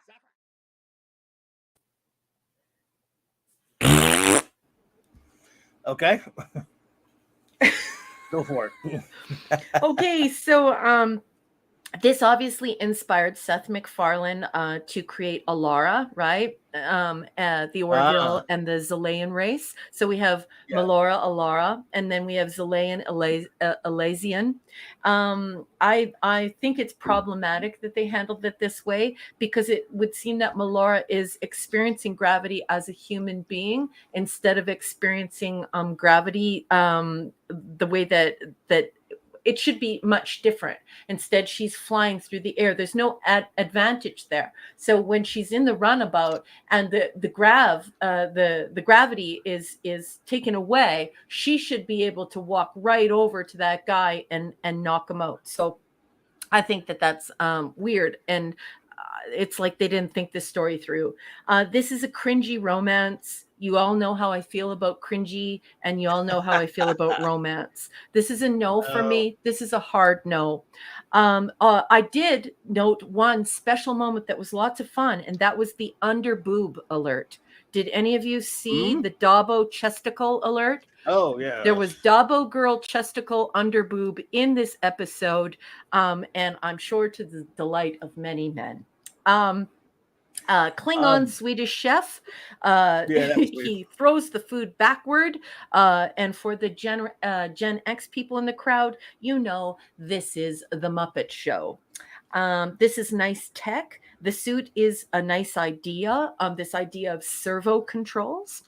And I don't understand why the woman's hair doesn't go up in 0G or low G. If the G is low enough that she can fly through the air with the greatest of ease, as though she's on a flying trapeze, why is her hair down? Jillian says she let me fly for the first time in a conversation. That's a bunch of horse poop, because as a Starfleet officer and as an astronaut, Bashir would have extensive 0G training and low gravity training, especially if something were ever to happen to a Deep Space Nine or a runabout or on any mission. He would need to know about this. And this is very important to realize. This isn't the Love Boat. The Love Boat. It's not. These people are supposed to be astronauts. So this is some poo. Speaking figuratively. Yes. So poo. Keep your cringy romance. We'll take your underboob. The underboob shot was great. Gene Roddenberry would have loved it. We had Dabo girl chesticle alert. That was fun. I did like the idea of the suit and servo control. But if you're going to get into science, you have to make sure that you mind the science. Make the science make sense. Your old toys. Hello there. Wow. I am shocked. You're right. I was shocked. I'm shocked. I did have an excuse, Daphne Asper, so Yep. I love her. And I thought this episode, again, what's wrong with the romance every once in a while? I mean, I don't want it every week, but once in a while it's fine. Come on. And then The stuff with Quark and Odo I thought was kind of funny. When my favorite part was I think it was a standout bit when he's trying to get Odo to help him, and he says something like, "What if he gets me in the meantime?" He says, "You people sell parts of yourselves, don't you want after you die?" Yes. Yes. I'll buy one. I'll buy one. Yeah. Love Odo. Yeah. Some fun stuff, dear. but overall, it's a cringy romance story, and No romance, huh? Don't like the romance stuff. And I What about also when don't Kirk like crap science. Kirk had romance once in a while too, you know. Yeah, I know, but that was sexy. Do you know what I mean? When Straker or when Kirk Yeah, even Straker did. Yeah, go that's true. for a chick, it's like, Yeah. wow. Like it's ooh la la. Brrr. But this is just cringe. This is cringe. Oh, my And that little goodness. Bashir is a little, I'm telling you, he's like one of those dogs that hasn't been neutered. You have a party, it's on every woman's leg. You're like, get down, boy. Boy, get down. Listen, you boy, guys think get that down, was bad? get down. You guys think that was bad? She hasn't even done her notes yet. Oh my God! Did you No, realize? those were my notes. Oh, those were the notes. Okay. I thought you didn't done the notes yet. Sorry, boss. Oh no! Don't be sorry. I really had just forgotten that you got. I didn't know that you had gotten to the notes already. Wow. Okay, so I'm won't even take a guess at it. What is your rating for melanoma or whatever, Melora? Melora. Melodorous or whatever. I'm sorry, folks, but it's a C- for me. No. I call foul. With that review, it's got to be a D at the worst. Well, if it was, I was thinking of giving it a D+. Okay, I'm going to change my grade right now. It is a D+. I was just thinking of the underboob. Okay, I was thinking, look, there's some underboob, and then I was thinking, look at this wonderful conversation where Odo practically humiliates Quark and says, you know, like, I don't care if you die. I'm just going to buy some of your ashes. But you are correct. That's a D+. I did give a raspberry. You ready? Give it what you got to give it. Okay, that's fair enough. D+. I'm not. If I call out the Claboni, it better not be for no C-, or you get the agony booth. Sorry, boss. Okay, well, I'm giving this one a B, folks. I don't care. I enjoy it. I thought it was a touching story. I liked the characterization of Bashir. I like the stuff with the two of them, and I don't know. I guess I'm a sappy old. I don't know, in my old age, and I don't mind a little romance episode. I thought it was okay. I kind of like Melora, or maybe it all really just sucks, and I love Daphne Ashbrook so much that I can't really. And come to think of it, I am so old and stupid that it's probably just me being in love with Daphne. So, do I think it's sexy that a giant man like you are a huge hulking man, like you're taller than any other man I've ever seen, like you're big, like you look like the Thing in real life. You're a big guy. I think it's incredibly sexy that a man who is manly like you and is a big hulking dude like you has a little bit of romance in him. I think it's wonderful. It's sexy, it's fun, it's cool. I love it. Just for me, on this episode. You sound like a dude. Oh my God, that's true. Look, that's Larry. My excuse is Daphne, but so, all right. I will get us some Max Redstone entertainment while number one takes the star position. You heard the boss. The boss said fire at will. So please fire at will. Get those ratings up. Get those comments up as boss goes and gets maximum redstone. Where? Okay, give me a second. We'll get to it. He has 2 tonight for us rather than 4. And here we go. Yeah, okay. Shooter in real life, he does look like the Thing. He does. I'm not. Yeah, I don't Hulk. I think. Yep. Actually, no. In pictures, even like huge guys, they're like big guys. He's like heads taller than them. He's a big dude. Anyway, I don't Shooter. I'm not at all. I just like I look more like the Blob. If you ever read any X-Men comics, I'm a big Blob, protoplasmic crap. Believe me. Yeah. I wish himself. I wish I looked like the Thing. I wish I looked like the Thing. I mean, I'm kidding. I actually would like that. Unlike Ben Grimm, I would love it. Okay, Melora by the great. Something. Hang on a second. Something went off in my ear. That was my other side. Okay, so where am I? Where is my? Oh, all right. Sorry, I was having a little trouble with my tech. Everyone hear me? You hear me? Yes, we can hear you, boss. Melora. Sorry, sweetheart. No problem. Melora by Max Room. He says, a special ensign aboard, but she acts like a Karen. She claims people can only see the chair that she is in. But to Julian's shock, she knows how to order fresh gach. And when the gravity is off, she can fly like a heron. Oh, nice. Oh, thank you, Max Redstone. Boss, you received a gift, and it's from Cardi, I believe. Yeah, it's Cardi. And he is giving props to Maximum Redstone. And also one of my favorite people, Oops, just walks through the door. What's up, 7 days? Good to see you, bro. And what was that again? You got a gift from Cardi, honey. I don't see it. Oh, there it is. Thank you for that, $1.99 super sticker. Thank you to the great Cardinal Sin. Maximum Redstone, indeed. We all love them. Great Maximum Redstone. Thank you, Gil. We love you, sweetheart. Appreciate you, buddy. So let's see what. Okay, before I start the reviews in the start thing, we have one more review from our buddy Michael Beacom that he emailed to me. Oh, good. For this episode. Let's see. Dish. He wrote B+. Good, but some missed opportunities. Glad that the Doctor can finally romance like an adult and not a character in an 80s teen sex romp. Right? Wish Melora's condition was the result of living in zero G like an orbital station and not a planet, which raises science questions. Writer Evan. Hey, did Evan you hear Carlos, that? He had the same question. Sorry. Writer Evan Carlos Summers drew on his own life as a paraplegic, and you can tell. Good stuff. That's what he wrote. So he likes that one, even though he says there was some problems. Bad science.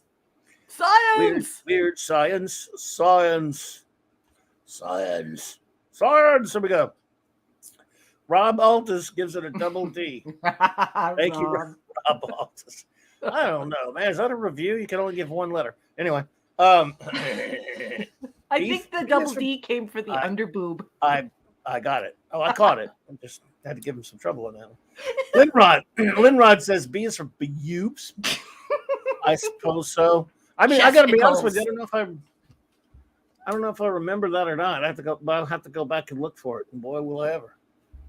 Hungry Boy says, yeah, D- for the Clyboni. Unlike this app, we got standards. If I have no standards left, I'm sorry, Hungry Boy. You got that's what you're saying. Hungry Boy. Yeah, wow, I have no standards now. Okay, Hungry Boy. You got in trouble. It's not like I ever did. I mean, is that a surprise to you? No, I get in trouble all the time. We both do. Lord Thoth says C-. This was an okay episode, but it didn't really hit with me. It was good for Bashir to have a little romanticism, but not a fan. It was mediocre. I want Star Trek to explore the universe, not this. Right? Well, the thing is, I'm with you, Thoth, but they get 20-something episodes, and they feel like, and they did it even worse on TNG, where they have these just normal, like just kind of sitting around smaller character episodes. Sometimes they work, sometimes not so much, but sometimes they have Daphne Ashbrick, so it doesn't matter. But yeah, Larry, they're the underknockers, or as I call them, chesticles. It's funny how you're the one bringing it up. I don't even remember it, but okay. What? Come on. I swear I don't. I don't know. Maybe I don't know. Maybe I went to sleep on it. I mean, I've watched this episode twice in the past couple of months. But anyway, rating B-. It says Wolfie. 0G in Star Trek. Man, it must be expensive. That's why they never do it. But they do it here in 0G, no less. I'm not sure what you mean, Wolfie. Mm-hmm. Brayman Feliciano says B. The discussion on how people can work to overcome disabilities or accept them as a gift was wondrous. Quark facing the consequences of his failed schemes is a hoot. Yeah. I mean, you're absolutely right. Anyone who says it's just filler, nothing. Oh, he had a second one. I'm sorry, Wolfie. I forgot. As a Starfleet officer, isn't 0G training part of going to the academy. Yes, I think he may have told me on the first time I fly. He meant it like metaphorically speaking. I don't think he meant it literally. Barf. Well, it may have been corny, but I don't think he meant his first time ever in zero G. I know he didn't. I hope not. Because no, I don't think he meant that at all. Boo. They get points back here for acknowledging that some Starfleet species may come from gravity unlike Earth. Yes. You don't get that every day, do you? Larry just wants everyone to know that he was only looking at her eyes. Noted. J.D. Lewis says C.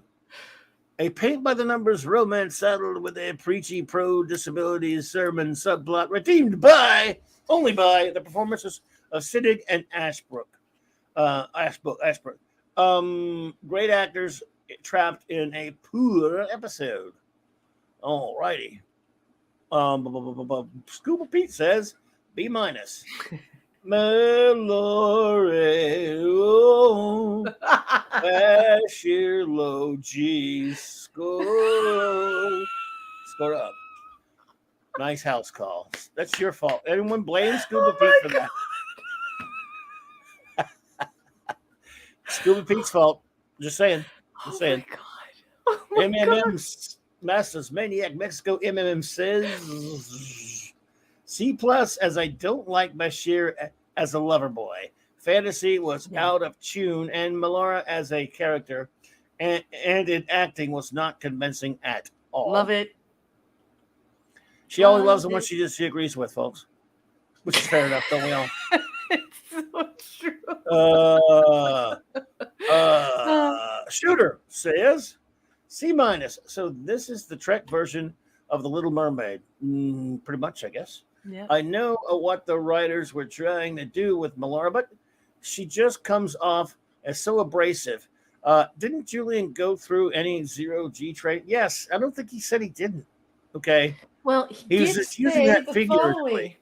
He said, taught me how to fly for the first time. I think he was speaking flowery. She let me fly for the first time. Right. He's speaking like, metaphorically. So are you saying that Bashir is a virgin? I'm saying he's first time he fall in love and flew at the same time. I think he's just being a romantic dope. How about that? Well, he's a dope, all right. Quark's side story is dull, but something that would occur in the criminal world. Why wouldn't Odo put a security detail on Ashbrook? He was a known criminal that had made death threats. Why did he put one? Didn't he put one on Ashbrook? I don't know. Why didn't he put one on Ashbrook? Oh, well, your other one said 1 of 1, Masters Maniac. I'll get back to your number 2. Your other one did say 1 of 1, I'm pretty sure, but I could be wrong. Papa Delta Yankees calling Bashir Dr. Friendzone. I didn't know Papa's Delta Yankees here. Yes, he just walked in the door. Good to see you, Papa good to see Delta you. Yankee. Yeah. Hey there. Good to see you. Why do people think escaping through the wormhole is a good idea? Would you suspect an alien showing up on your world by themselves and not wanting to leave? No, but it's trying to get away from the cops, I guess. I mean, it's not like he's thought it through. I'm sure it'll see. But I hear you, Shooter. Love the introduction of the Klingon restaurant. Can't have a society made exclusively of warriors, and it is good to see part of it. Yes, yeah, but boy, even though it goes on full on Muppet Show. The food is disgusting. I know, but it goes on full on Muppet Show. Like you see the Swedish chef, hurdy birdie dirty her, and throws the food behind him. Anyway. Pleasant Valley Picker says disadvantaged by A-. He says disadvantaged by gravity differences. Seems a solid sci-fi concept. Her character is not likable at first, as she seems unappreciative of the help they offer and is confrontational. Yes, that's true. And I got to do the second one from MMM. I forgot because his first one said 1 of 1. It was almost maybe I don't know. I don't trust me anymore. Never mind. What holds me back to give a C-, says Masters. I simply don't do this. It is DS9, and I cannot be too bad on it. Sorry, but I'm sentimental. Plus, Daphne Ashbrook, dude. Just say that. That's all you got to say. Yep. Even if you don't, not as nuts as I am about her. Where's this other? Okay, here we go. Second one from Pleasant Valley Picker says, still she may be be defensive as she feels at a physical disadvantage. Interesting examination of handicaps. Still, she accepts Bashir's dining invitation. Yes, she does. A nice scene. Yeah, except I can't. I gotta be honest. The scene I like the least. The Klingon restaurant crap. It's just. I can't stand when they do that in movies where people eat really horrible, disgusting looking crap. I mean, it's bad enough they do it in some restaurants in real life. You didn't find it sexy that No. you know, he went to the Mile High Club, quote unquote, for the first time. She popped his little cherry, and then they ate worms. What the hell are you talking about? That was later. I'm just kidding. I'm just trying to make everyone laugh, but it's true. I think we're not going to. I don't think we're going to review the rest of this episode. JT Kirk. JT Kirk. Hey. Hello, baby. All right. Good to see you, my friend. All right. When she has her fall and finally accepts others' help, as she admits to herself, we all need help at times, and becomes a likable character. Let's see here. The relationship with Bashir was sweet. He develops a treatment that allows her to adjust to our gravity, but it's not who she is. So ultimately, she rejects it to maintain her true self. Oh, shit. I think this episode shows again that Bashir has an appropriate career as a doctor. He is truly caring, even if he is a freaking horn dog. Well, what's wrong with that? Oh, anyway. Catman says, Clobby, this episode for me was okay. I give it a C-. What were they thinking when they made the episode? Thought actors and actresses did a okay performance. Well, they were thinking. I think they were thinking padding. I think they were thinking we could tell something interesting about our supporting characters. I don't know. They were blinded by underboob instead of science. I still don't remember that saying. I mean, I have to go back and look. She blinded me with chesticle. Sorry. Oh my God. This ain't me saying that stuff, folks. It's an actual woman doing it. Pleasant Valley Picker says, well, I feel disrespected. I'm sorry, honey. Why? I respect you. Don't feel, look, she's just giving your honest opinion about the episode. You should not feel disrespected. Remember, I liked it. Disrespected. I'm just kidding with you, giving you a little poke in the ribs. Please don't take it personally. Hey, I will still respect you in the morning. After all, this is a romance. I like the episode, and I don't feel disrespected. I think it's hilarious. Good God. I hope he's just kidding about that. Classic Comment says 4 out of 5 for the underboobs. Maybe I need to go back and look at it. I don't even remember it. But, the Great Chris Persia says C-. Some of the concepts were interesting. Altering brain chemistry to increase the connectivity between the brain and the muscles isn't the only thing necessary for Melora. Going into a high G environment also means it becomes difficult for the circulatory system to work properly. What would be needed is genetic modification, and that is a Starfleet no-no. Dr. Bashir would have known this, but we had Dr. Bricker from the Love Boat attending this episode. Well, he also tells a story about his father. He tells his origin that gets contradicted later, but we won't say that. Yeah, that's true. That's true. No, I mean, you got standards, unlike the writer. No, I don't. I reject that. No, you were right the first time. I don't believe in standards. They just, they get in the way. But I can drive a standard. Does that count?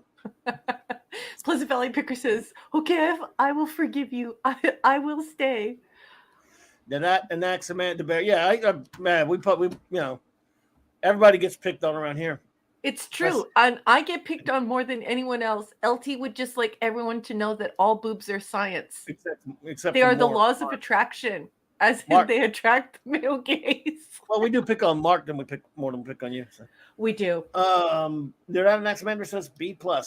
I was just telling my coworkers earlier this week how much I love in a story when someone who is injured or handicapped falls and won't let anyone help them and then crawls around.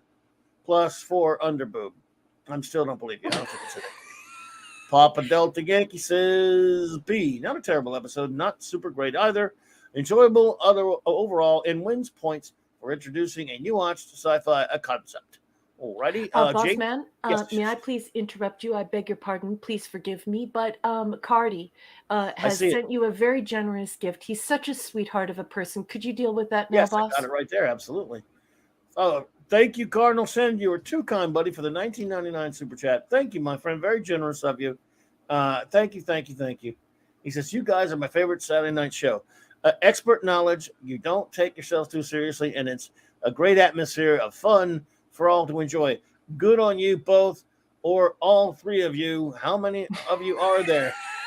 Well, to be honest, you could count me as like four, and it's. I mean, I take up that much space, Cardi. So sometimes people, I have been told recently by the federal government that I should have two social security numbers because of my how much space I take up. But technically, only two beings. Well, he has poopy stew in the trunk in the Uh, living room, and sometimes we yeah. kick that trunk when poopy stew comes out. JT Kirk says, "Hail everyone, lurking on the ride home. My wheelchair episode rating is C minus, and Okay, thank you. now number one, if you would, we have Jill and we have Ed. So take the floor. I will switch with you.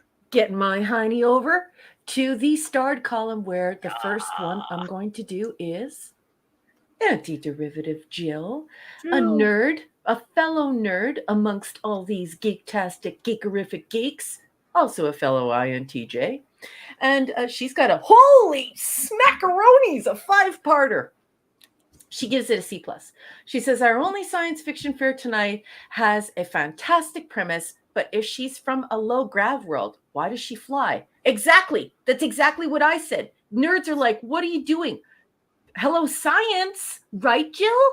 It was lackluster, and the messaging was flat and not fully explored. I love you. I think she's a mutant, and she absorbed Miss Marvel's powers. Yeah, just like you gotta science. Anyway, Science this, science that. She's Daphne Ashbrook. That's all the science you need. I find it fairly unbelievable that someone who hasn't worked through being able to accept teamwork and assistance has made it successfully through Starfleet Academy. Exactly, right? Exactly. I love you. It's a good point. 3 of 5. It had a good heart with Julian finally performing in a mutually receptive romance. Well, we don't know if he performed or not, but I mean, he did get his cherry popped. But this and her conversation with Dax largely feels more fitting of a soap opera, right? Which INTJs do not like. Yeah, but this whole show, let's face it, this for 7 years, I got a lot of soap opera. So if you don't like soap opera, it's on this show now. I know. Not like this is the only one that does it. I know, but it's Bashir, and he's like a little, he's like a little terrier that people forgot to neuter. Anyway, 4 of 5. Nonetheless, it asks the relatable question of whether you give up your home in favor of being able to fulfill your dreams in life. Melora turns down the procedure, which was realistic. It was because she'd never get to see her family again. And Seth MacFarlane explores this later with Alara, right? And then she ends up back on Earth in the year 2000 and teaming up with, she becomes a redhead, a surgeon, because and she could actually walk in the gravity, and she joins the Doctor and goes in the TARDIS with him and stuff. And so a lot of people don't know that. That happened. 5 out of 5. However, major parts of this episode are so boring and the plot is so dull that I keep hoping that Alien succeeds in killing Quark. Not really. I love him, but this was not the best. Okay, that was an effing outstanding review. And I love she agreed with you, let's face it. Yeah, that's exactly why. But also, it's also should have given it a D, though. It's also awesome because she also said some things that I didn't think of. That's true, Wolfie. He ate jelly babies. Oops, sorry. Go ahead. Go back. Oh, how dare you? No, I'm kidding. Enigmatic Drop Bear, the erudite bear. Thank you, Jill. Love you, Jill. Enigmatic Drop Bear, the erudite bear. He may drop the mic here. He's got a 5-parter, and he's giving this a C-. He says Melora's story was noble in its intent, but did not make for good science fiction. The B-plot, Quark's dilemma, was thoroughly unconvincing due to the antagonist's complete lack of menace. so true. I love you You're so just prejudiced true. against people whose nose connects to their mouth or whatever the hell Yeah, what was it, like one of those, you know what I'm talking about? his flaccid friend on his face, Right. that he had to move out of the way to eat. Do you know what I That was mean? yeah. That was a Every fun. time That he must be a eats, he that. takes a Viagra, It and must be then he fun on. doesn't have to move it out of the way. It must be fun on that planet. Jesus, good. 205. No The wonder he's a problem- criminal. Sorry. Problems the A-plot presents are too guarded in the present. A hallmark of Star Trek is its vision of the future, where apparent disabilities are actual character strengths. Exactly. I love you.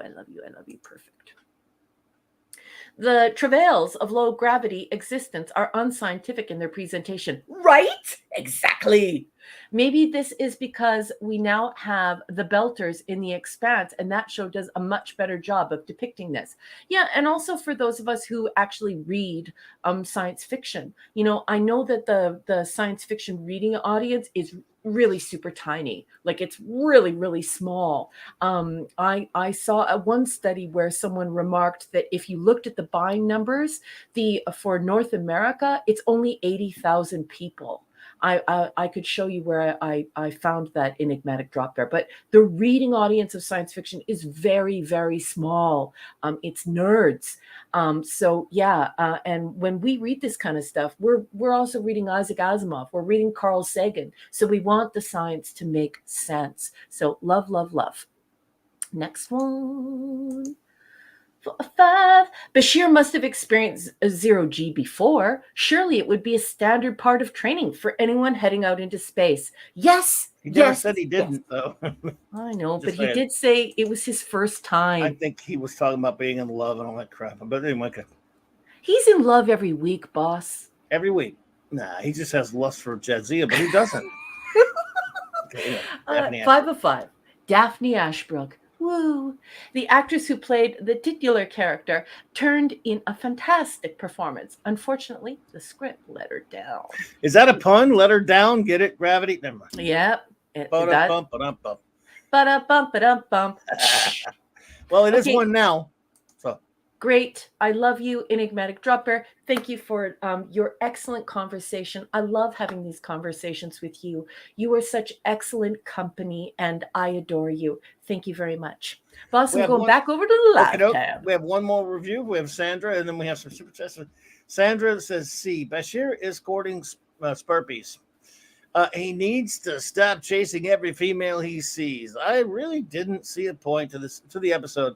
Makes one wonder why women keep running from him. From him? I don't know. But I guess Sandra and many others want this. Crap.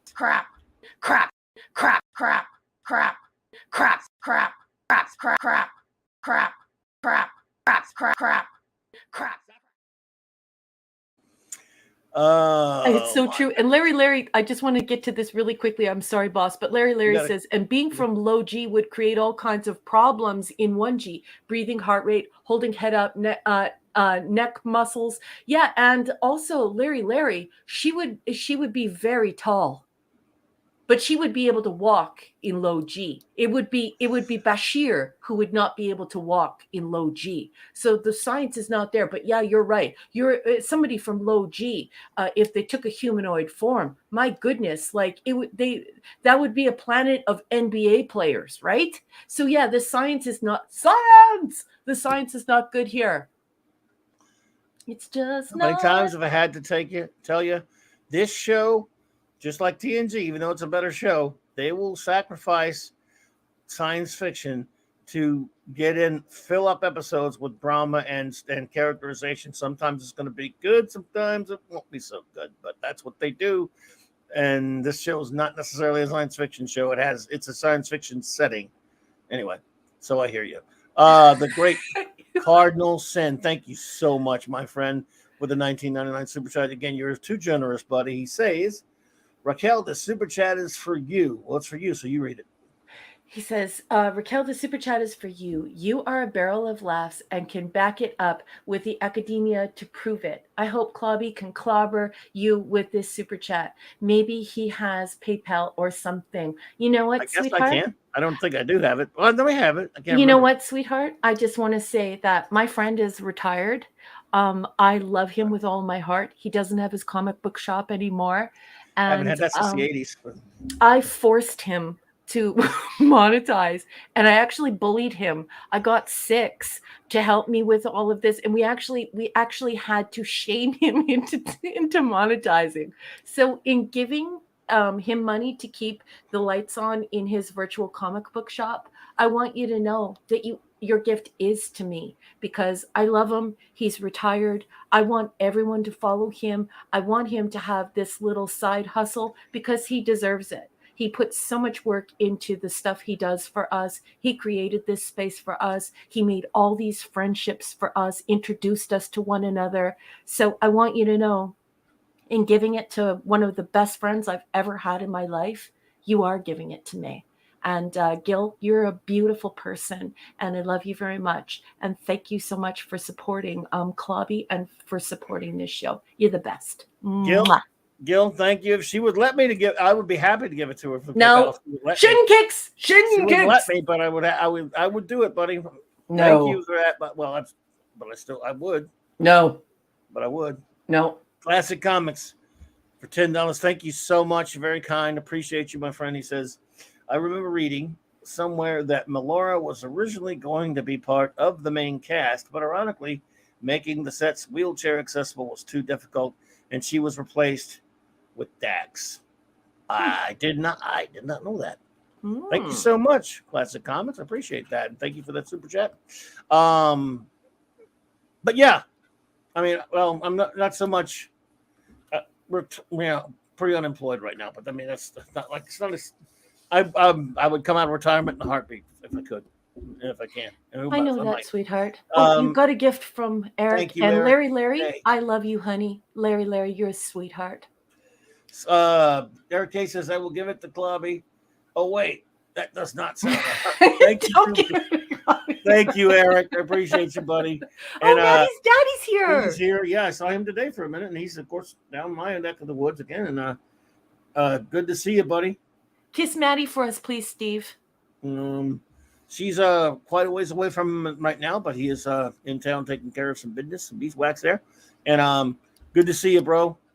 I hope we'll get to see you tomorrow. They're out of Max Amanda Bear. Oh, you're too kind. Thank you so much. It's very generous of you. Says for a $10 super chat, says, I heart Raquel and Clobby. Well, we heart you right back, my friend. You are too kind, and we love having you here. We really appreciate you. Thank you so much. Thank you so much, everyone. You guys are the best. Thank you. We'll try to speed this up as much as we possibly can with our next. We're ready for our next episode. We are, boss. Let's do it. Let's do it. And that is rules of acquisition. The rules of acquisition. Rules of acquisition. Yeah. Did you know that at the beginning, when they first did this episode, they actually spelled acquisition wrong, and it had to be corrected in later episodes. If you have it on VHS, you might actually have the copies where they don't spell acquisition correctly. Pretty hysterical. I can relate. I never could spell it. Of course, I can't spell much of anything. I can't even spell the word spell. So Stop it.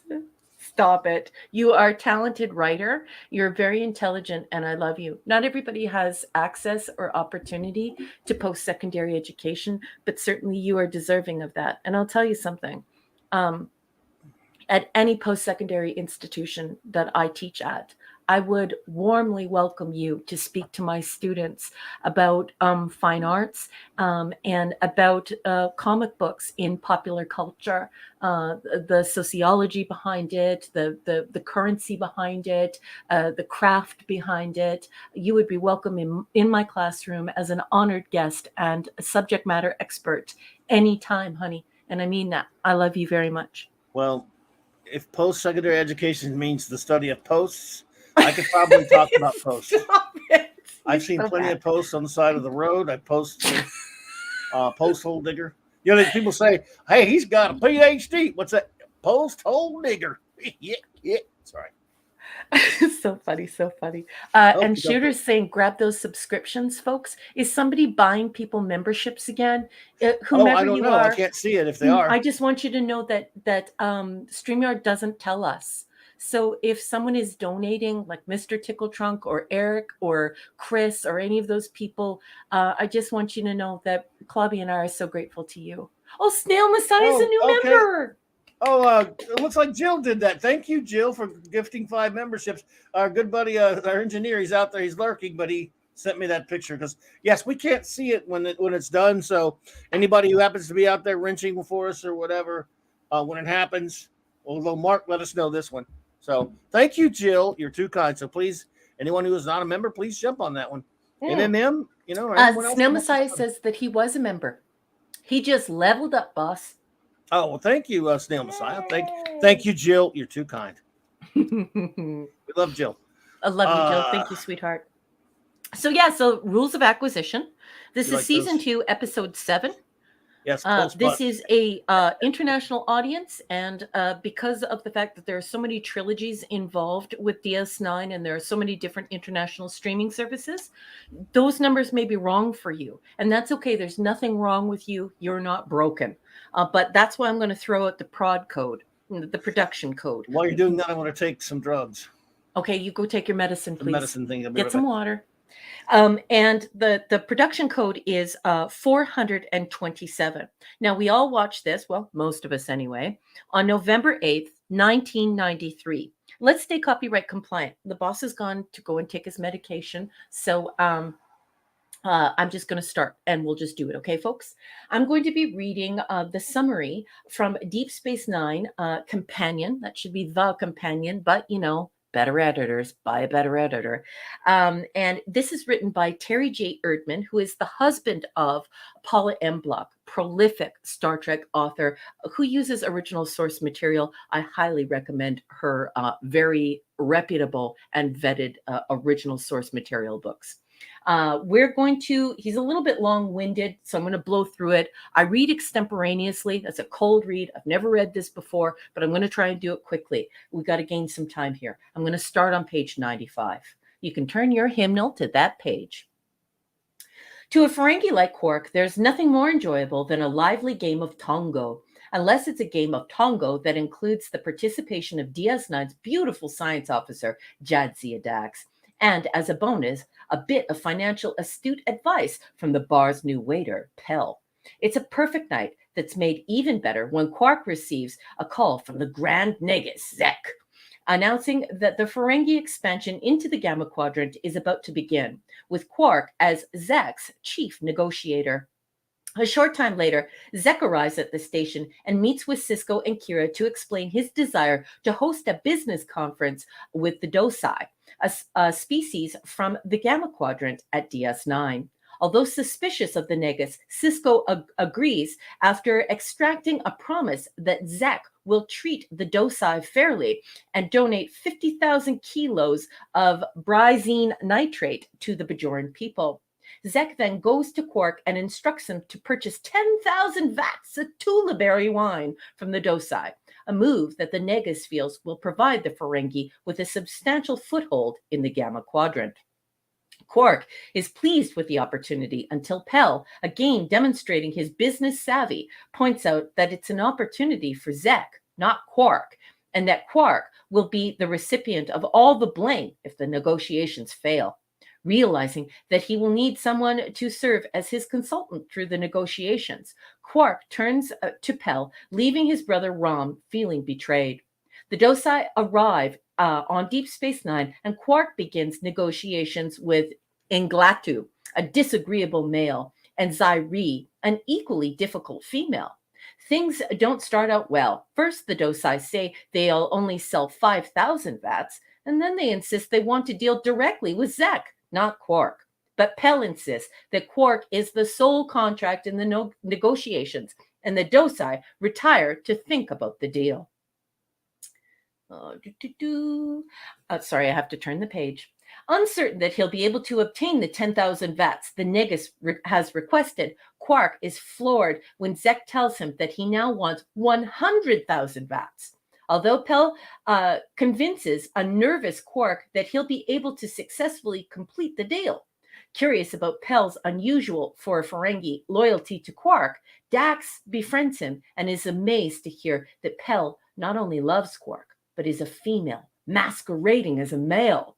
Pell has donned a pair of fake masculine earlobes in order to wear clothing, leave the Ferengi homeworld, and acquire profit. All activities that are forbidden to Ferengi females. Falling in love, however, is something she never intended to do. When Quark tells the Dosai about the increase in wine volume, the aliens leave the station without making a deal. But Pell has an idea.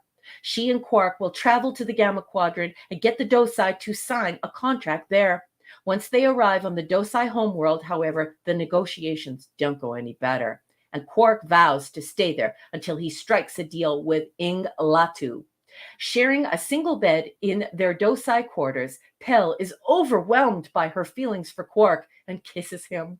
She's about to reveal her secret to her startled boss when Zairi enters the room and informs them that Inglatu doesn't have 100,000 vats to sell. There aren't that many vats on the planet. However, for the right price, Zairi is willing to put them in touch with someone who does have that much Tula berry wine, the Karima, an important power in the Dominion.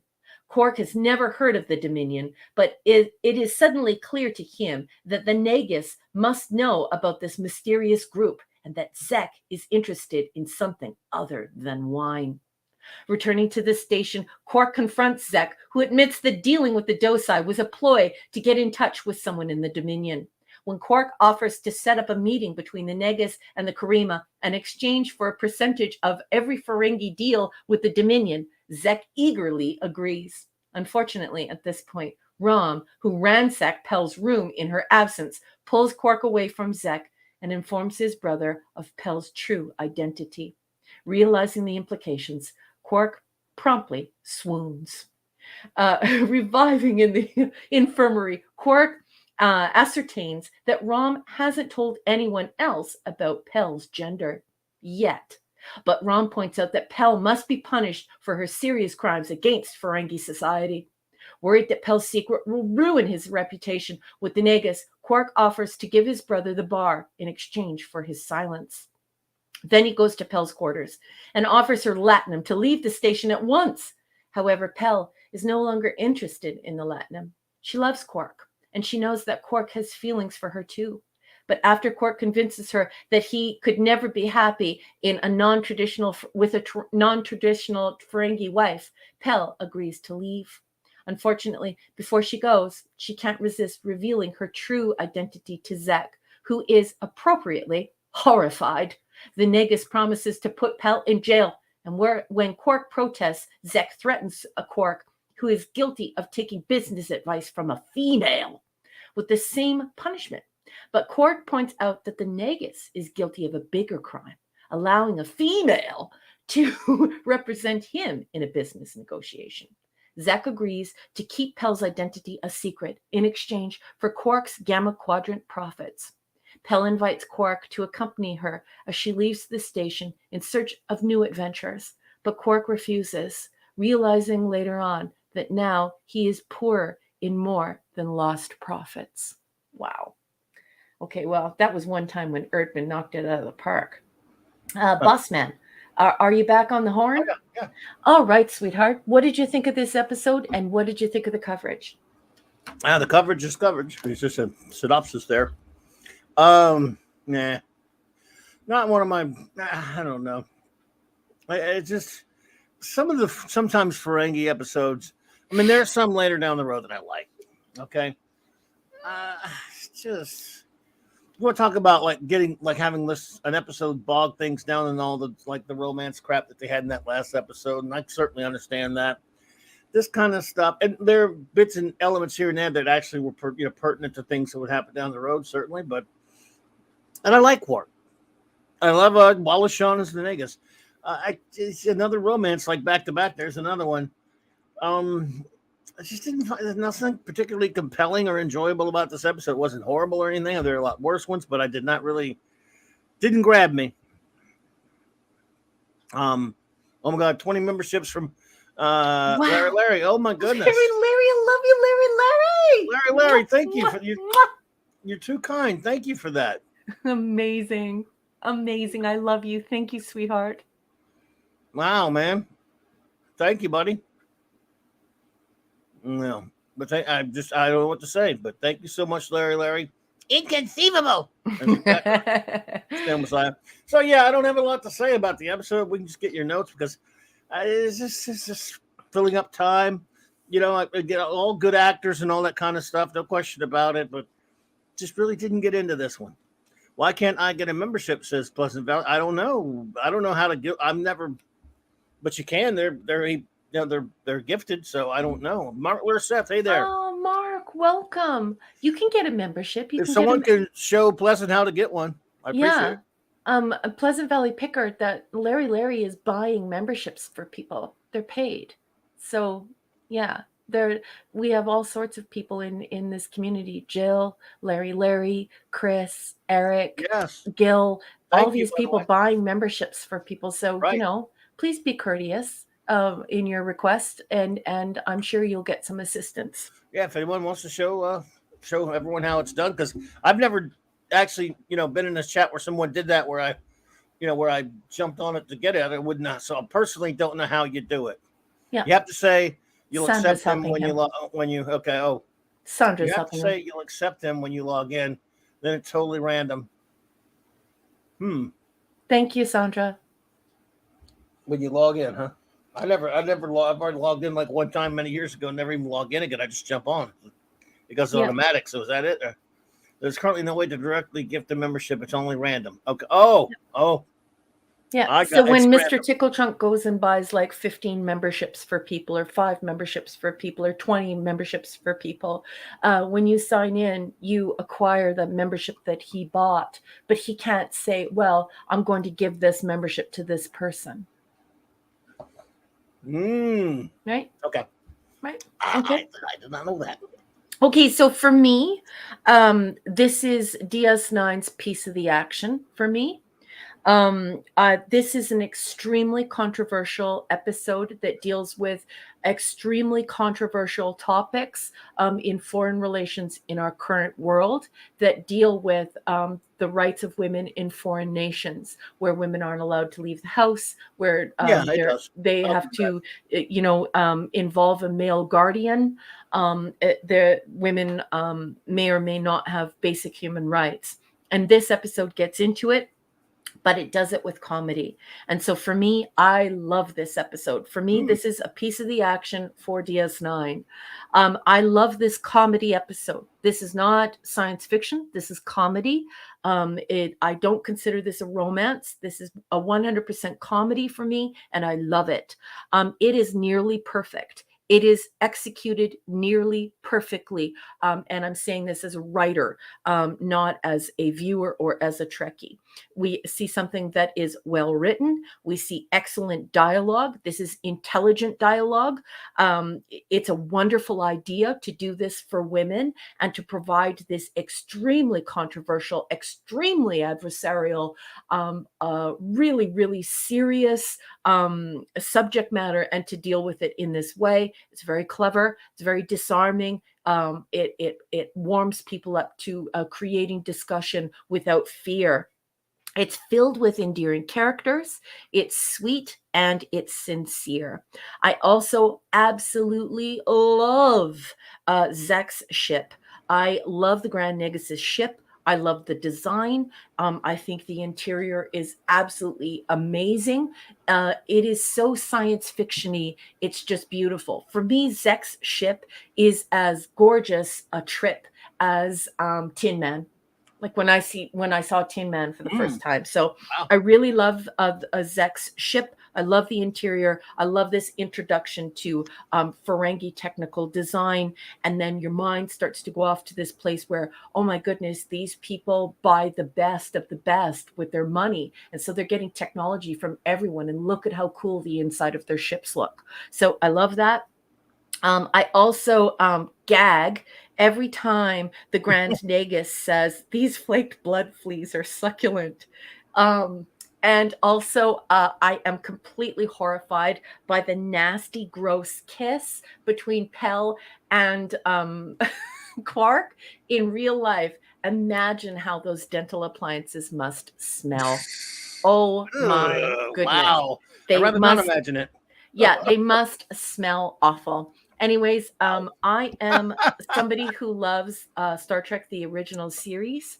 I believe that there has to be times there you have to make space for comedy episodes. There can't be Yeah. a lot of them because then you will destroy the product. But there are times when there are comedy episodes that are needed. And to Mhm. conquer this, and I'm not going to get into it because it's actually like almost dangerous to even discuss this topic that they're talking about. To get into that and do it in this way, I think is extremely clever. And so, as an academic and as an author, I have so much respect for this episode. I love the way they handle it and make it so that no one can say anything negative about bringing this topic up and making people tackle it. So, comedy episode, one of the few that I do like, and I have room for comedy. So, Yeah. that's my review. Excellent. Well, I had no idea. I'm surprised again. Not that you liked it, but wow, you really loved it. That's very cool. Yeah, I really like this one Oh, because this as a woman, this especially as a social scientist and as an academic, this subject matter is incredibly delicate. It's almost you don't even want to let this subject pass through your lips. People are so sensitive about it. It's like I said earlier, it's dangerous to talk about this. And so the way that it's been handled here is just it's a triumph. It's so good for women. It's so wonderful. I have so much respect for this. They tackled it and did it in a way that was not didactic. It was not hegemonic. They didn't try and use sociology. They didn't try and use any type of comm theory. They didn't punch above their own weight. They simply brought it up and said, look, it's here and it's ugly and you have to look at it. And so I love that. I love it. Very serious issue that is extremely important to me. You know, well, there you go. Wow. Okay. Wolfie's for $10. Thank you, Wolfie. I appreciate that. You're too kind. He says, nothing says love like your dental appliance smells like toothbrush. Thanks for putting that idea in. Now, two of you make me think about. I don't want to ever think about that again. But I do appreciate Wolfie. Thank you. oh, Wolfie, Oh wait. my I just have to God. read this again. Wolfie, these flake No. blood fleas are succulent.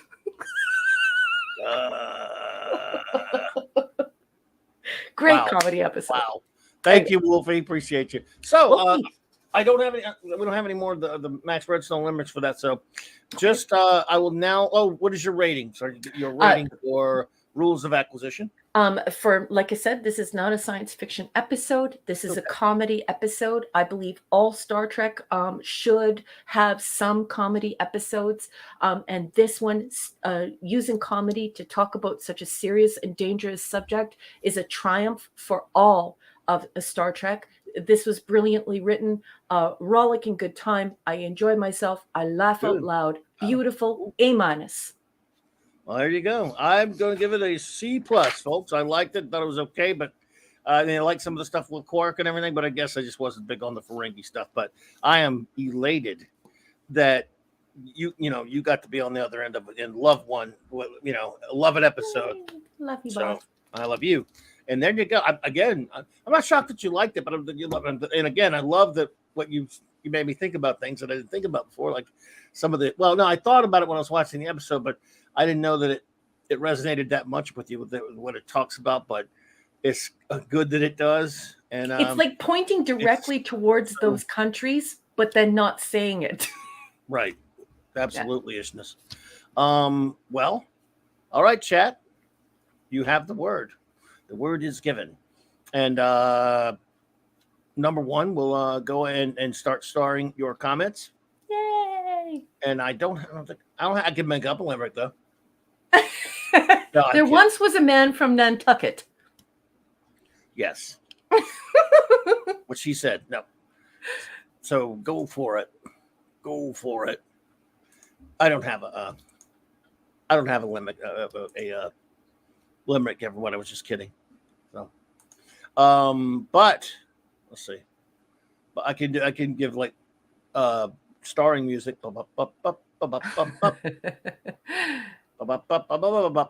Oh, Shooter's comments are coming in the wrong order. I've got 2 of 3 and nothing before it. That might be a problem. Weird. I'll start looking for it right now. Weird. Yeah, it What happens. I can do, folks, everyone, is I can eat a piece of popcorn. Ooh, popcorn, please pop in. Yes, very, because I know that's important. Look at Phantom Outsider. Hey, man. Fanty's here? Yeah, Fanny just popped in. What's up, Fanny? What's going on there, Kimasabi? See here. That should be enough to get started. That's plenty to get started. There's 1 of 3. Okay, Shooter's stuff is coming in the wrong order, but it's here. Ooh, that's okay. We're good. Here we go. J.J. Kirk says 8 vats of Tullaberry wine out of 10. Stop with unoriginal naming. Pell was the prefix dropped from the surname Orton to reflect the egalitarian trend in Arcarian society. Mr. Orton, TNG Starship Mine. Ah. Wow, well done, J.T. Kirk. I love J.T. Kirk. And they call him Scuba Pete. Says A, pass the Tullaberry wine with the left hand. Dorsey, what the hell? One of my fave episodes. Wow, I have no idea this episode was so beloved. Yep. So that's what I know. Papa Delta Yankee, 1 of 69 automatic A. Yep. For lore building across the board. And as RM points out, the comedic take adds to the show's true diversity in its ability to be serious and funny at appropriate times. And, I've always said that, Papa, that original series earned the right to have their funny episodes. They do. So, yeah, they do. This show does too. So, there we go. Shooter. That looks like they're in order, unless you move. No, he had to repost. He got vaporized, and he said, "Raquel, I just reposted," and then I just grabbed them all. Oh, okay. Wow. I don't know why he got. I don't know why he got vaporized. He didn't do anything wrong. There you go. Oh well. Anyway, it's all there now, boss. That's crazy. Okay. All right. A- says Shooter. The Negus is a recurring character. Yes, he is. Inconceivable. Sorry, your fault. Rom still clinging to trying to be a good Ferengi. More exploration of the Ferengi culture, the Dominion. That sounds ominous.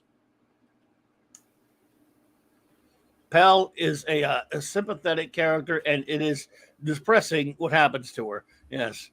The mystery of the Negus' desire for the Tullaberries is intelligent and well played out. Find number 3 there. And find them. Oh, there's 3 right there. Okay. And Raymond says, I must be tired. My reviews are meh. Your reviews are never meh, Raymond Feliciano. You're our friend, and we love your conversation.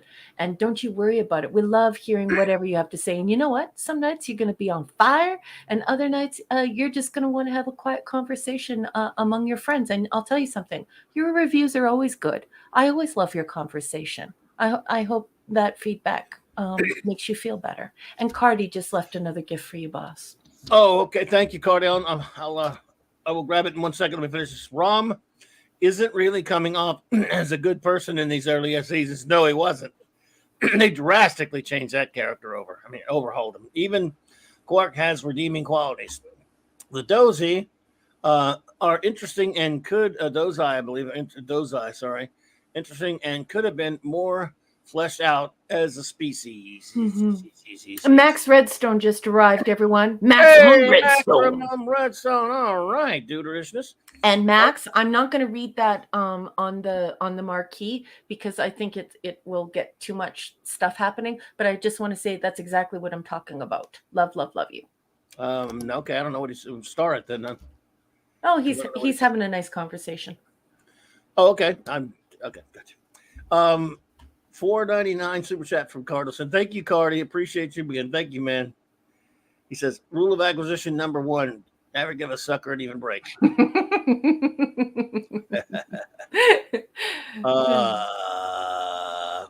Pleasant Valley Picker says D-. Ferengi talking endlessly. I was totally bored. It may be world building, but didn't do it for me. Is that better?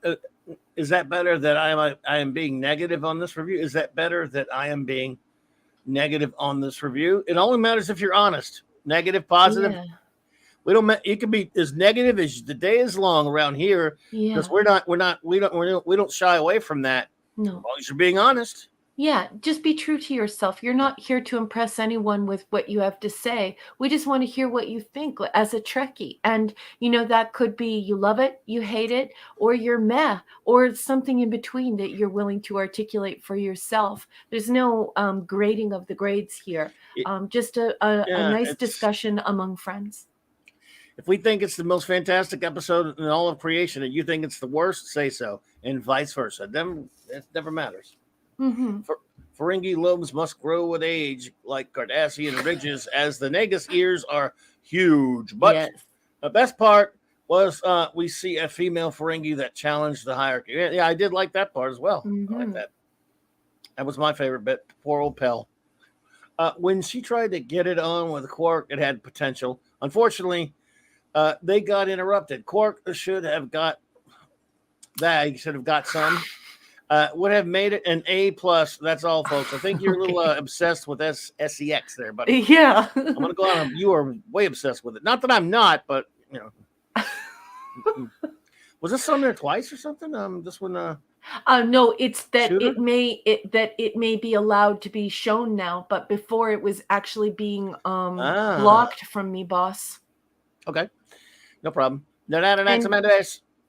Yeah. Sorry, sweetheart. I just wanted to say to you before you started getting along there, Shooter, pew pew pew, has left a gift for you, boss. Oh, okay. Well, I'll get to it ASAP.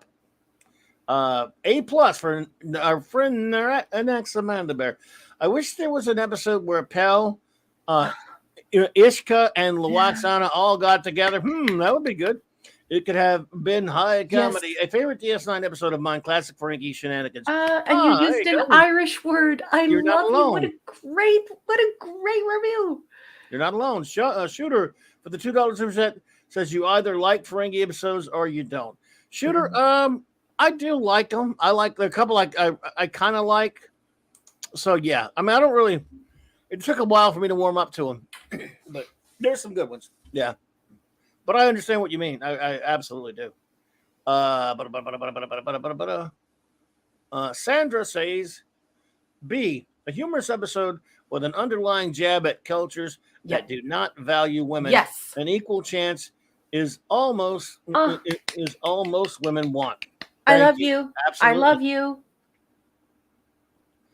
Masters Maniac Mexico MMM says, a triple plus as it is a magical episode. Mm-hmm. Magically, it made our captain say, inconceivable again. And that is all I can dream of in a perfect episode. You mean when I say, inconceivable, Quark? Quark? And then when he said, shame on you at the end. I love Thank you, MMM. So if you would like to, we've got okay. Jill and then ED, and then we can switch back. All right. Go for it. Okay, let's do. Oh, Jill only has one? Oh my goodness, Jill, sweetheart. not much to say on this one. Hello, fellow nerd. She's given this one a B-. She says, this was a well-performed challenge to Ferengi culture while allowing them to continue to be themselves. Pell was delightful. Well, somewhat slow, we get the knockout reveal of the Dominion. Yeah, it was a clever way to introduce that whole new species, right? Thank you, Jill. I love that, sweetheart. Thanks. Enigmatic Dropberry's got a 4-party. He's given this one an A. He said the director made a very clever choice by telling this story from the Ferengi point of view. Yes, right? Very clever. This is an intellectual choice. It encourages the audience to explore cultural relativism and its concepts. Yes, yes, yes. ED, you saw it. You saw it. 204. We already knew that Quark is conniving and underhanded, but in this episode, we discover that he is not ruthless. As a consequence, he thwarts his own lofty ambitions. Yes, willing to pay the price for the fact that he might at his heart of hearts might not be fully rotten. So love it. There was some great allegory on offer here. It is unfortunate that the events and circumstances depicted still resemble present practices in certain parts of our world. Oh, very delicately and wonderfully said. I love you, my friend. And 404, strange that Quark only just discovers that salted peanuts on the bar encourage the patronage to imbibe. Yes, certainly, right? You always have to make Yes. sure you put a little extra salt in the garlic ribs. Yes. Human pub owners, yes, yours truly included, have been onto that trick for an age. What's next? Pretzels?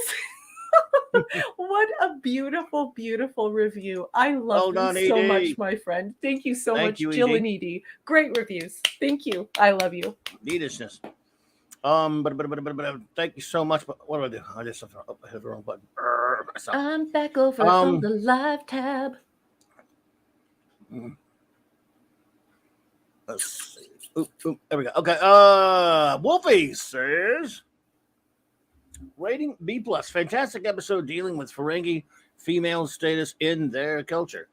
The Dominion, like the Foundation, the Dosai, the Karamana, the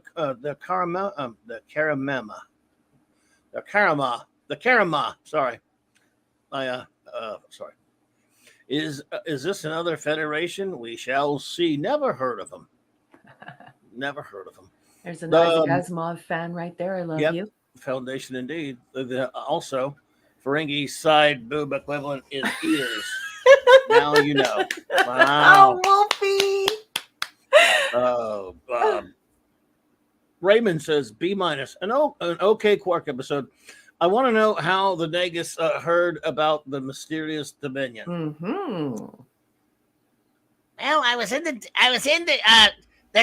Gamma Quadrant, and I ran into a bunch of weird shapeshifter guys, and they said, "Have you seen this show, Deep Space Nine? It's inconceivable." Wrong character. Sorry. Find some outsider was Fanny. I hope you feel better, my friend. I know you're having some difficulties there. Well, that's not You're good. right there, We're buddy. thinking of you, Phantom. B. Pell, I think it means Pell, Yeah. was an interesting character and set the stage for us to see Quark's Moogie. Also, well, I wanted to punch Ron when he keeps Moogie. Never mind. I can do that, and I don't want to because I hate him. Who also? Can I get an O Miles out of you, boss? No. Okay. Oh, Miles. There you go. The lobe. That's your job, and I can't do it anyway. As the lobes for business, showing Quark already knew females were capable, even if he wasn't ready to. Yeah, that's all right. One thing about that that was concerning me about the episode, the way the way Ferengi treat women, it's so horrific. Sometimes I'm like, man, they're not just. I mean, it's even worse. I can't do it. We better not. But yeah, it's dangerous. As far as credibility, I have some issues with it. But I mean, it's still part of the story, so I'll go with it. Admit it yet. This is also the first mention of the Dominion showing. Perhaps the writers have future plans for the Gamma Quadrant. And yes, sir, that is correct, sir. Yes, sir. Larry says. Also, clicking join desktop only web browser 3 dots. Gift settings enable receiving gifts. Okay, so there are your instructions from Larry. Larry, I love you. Thank you so much.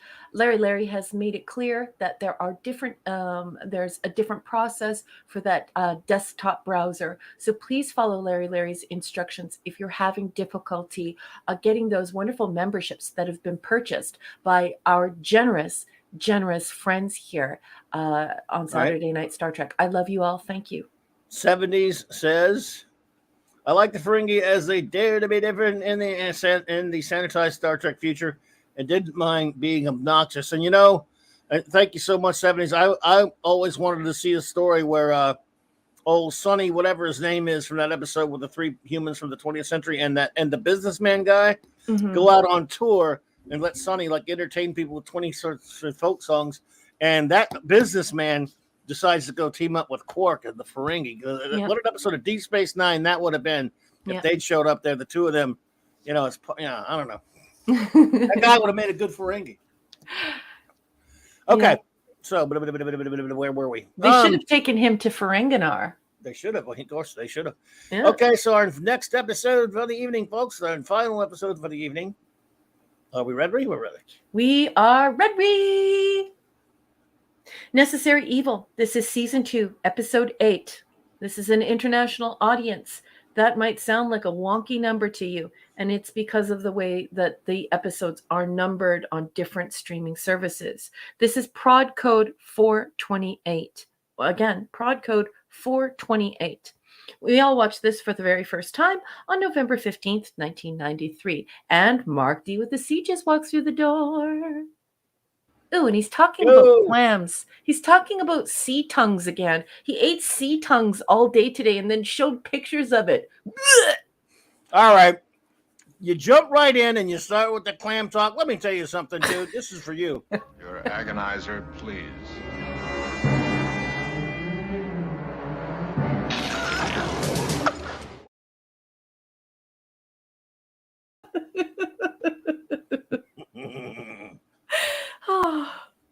You're right. Wolfie's asking Mark if he wants some tube grubs. Blah. Yuck. They may as well be. All right. No, Max. Everyone, please give Max some shin kicks. The agonizer. Can we put him through the rite of ascension? Can somebody please put him through the pain sticks? He needs Your it. Agonizer, please. Jeez. All right. Necessary Evil. Let's stay copyright compliant, shall we? I'm going to be reading the long-winded Terry J. Erdman in his book entitled Deep Space Nine Companion. I will be reading from page 98. Let's try and do this quickly. When Palra, a beautiful Bajoran woman who had lived on DS9 during the Cardassian occupation, summons Quark to her home, the Ferengi realizes she's interested in something other than discussing old times. Although he's not sure what it might be. You just got another gift from Cardi, honey. Cardinal Sin. And spoken like a true Ferengi. Says, you make your females wear clothes? That's disgusting. Or the way they said it the first... You clothe your females? That's disgusting. You gotta be ashamed of yourself. Wearing clothes. Shame on you. Your Zeki. Your Zeki is so perfect. I love it. I should make you read the Erdman text in Zeki voice. Anyway. I can't read that human crap. There's no profit in it. What? Oh my God, I love you. Okay, let's do it. Palra claims to want a favor, the retrieval of a strongbox from the shop she and her husband, Vatrick, once operated on the promenade or promenade. Don't send me any letters. The contents, she insists, are purely sentimental, although certain there's... I just love your Zeki. Your Zeki's so good. Thank you, sweet lady. Would you like to come to the hollow suite with me? Yes. I will sit on your knee. Okay, here we go. The contents, she insists, are purely sentimental, although certain that there's more to the errand than she's willing to admit. Quark agrees. Returning to the station, Quark and Rom break into the specified location and bring the box to Quark's bar. He's curious. His curiosity, is getting the better of him. Quark opens the box and discovers a list of Bajoran names, sending Rom to retrieve an imager so that he can copy the list. Quark senses that someone else is in the bar. It's a Bajoran named, there's no way I'm going to say that name, Trazko? Yeah, Trazko, who informs Quark that Palra suspected the Ferengi would be unable to resist opening the box. Trazko fires his weapon at Quark and exits with the box, leaving Rom to discover the body of his dying brother. While Bashir works frantically to save Quark, Odo questions a reluctant Rom about the robbery and the attack. After Odo accuses Rom of shooting his brother, the Ferengi quickly reveals all the details. including the information about the list of names and the locations in which they found the box, once the site of the chemist's shop. The mention of the chemist's shop triggers strong memories in Odo, and he recalls the day the owner of the shop, Palra's husband, was killed. It was also the day he was formally introduced to Gul Dukat. Gul Dukat! The Cardassian had warned Odo to investigate the murder, knowing that the alternative was the death of innocent Bajorans. Odo has agreed and soon found himself questioning Palra. Palra had informed Odo that her husband was having an affair and suggested that his mistress had killed him in a jealous rage. She pointed the mistress out to Odo, a Bajoran woman named Kira Nerys. As Odo's thoughts return to the present, it becomes clear to him that the assault on Quark is related to the still unsolved murder. Returning to Rom, he urges the Ferengi to recall the names on the list, but Rom can only recall one, something like Chesso. Odo asks Kira if she recognizes the name, but she says she doesn't, and Odo reflects upon the past, recalling his initial meeting with Kira. She had denied killing Vatrick. The two of them had only been friends, not lovers. So why would Palra think they were lovers? Odo had become even more suspicious a short time later when he spotted Palra kissing Dukat. And you have a present from Max Redstone. Did you want to take care of that now? Yep. It says, my car gets 20, you can say it, 27, you can say it. Oh. Can you do me a favor? Can you plug your ears, honey? I love you. Just plug your ears right now. My car gets 27 miles per gallon. How about you? Apologies out there, but it's blame Max Redstone. Please send all hate mail to Max Redstone. Direct all hate mail to Maximum Redstone. Troublemaker. Yes. That suspicion lingers as Odo's flashback ends, and he goes to Bajor to question Palra, who claims to know nothing about the list of names, nor does she recognize the name Chesso. Odo notes that she recently obtained enough money to pay her overdue power bill, but Palra declines to discuss the source of the money. A short time later, Kira figures out who Cesaro is, or rather was, since he died the previous evening. Sensing a link between his conversation with Palra and the death, Odo takes his investigation further and finds himself thinking about his first meeting with Quark. He recalls that he forced Quark to admit having accepted a bribe from Kira to say she was at the bar the night Vatrick was killed. Odo's investigation of Palra provides him with a recreation of the stolen list.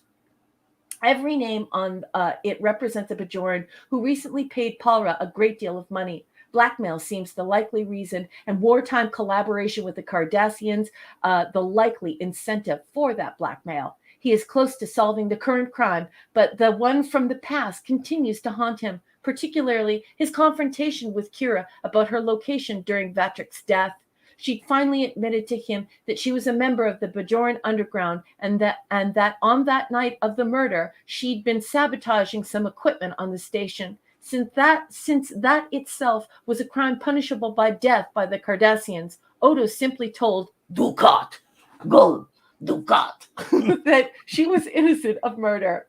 When Trasco returns to DS9 to finish off Quark, Odo apprehends him. With both Trasco and Palra in custody, a link between the pair easily established. All the loose threads are tied up except for the murder of Vatrick.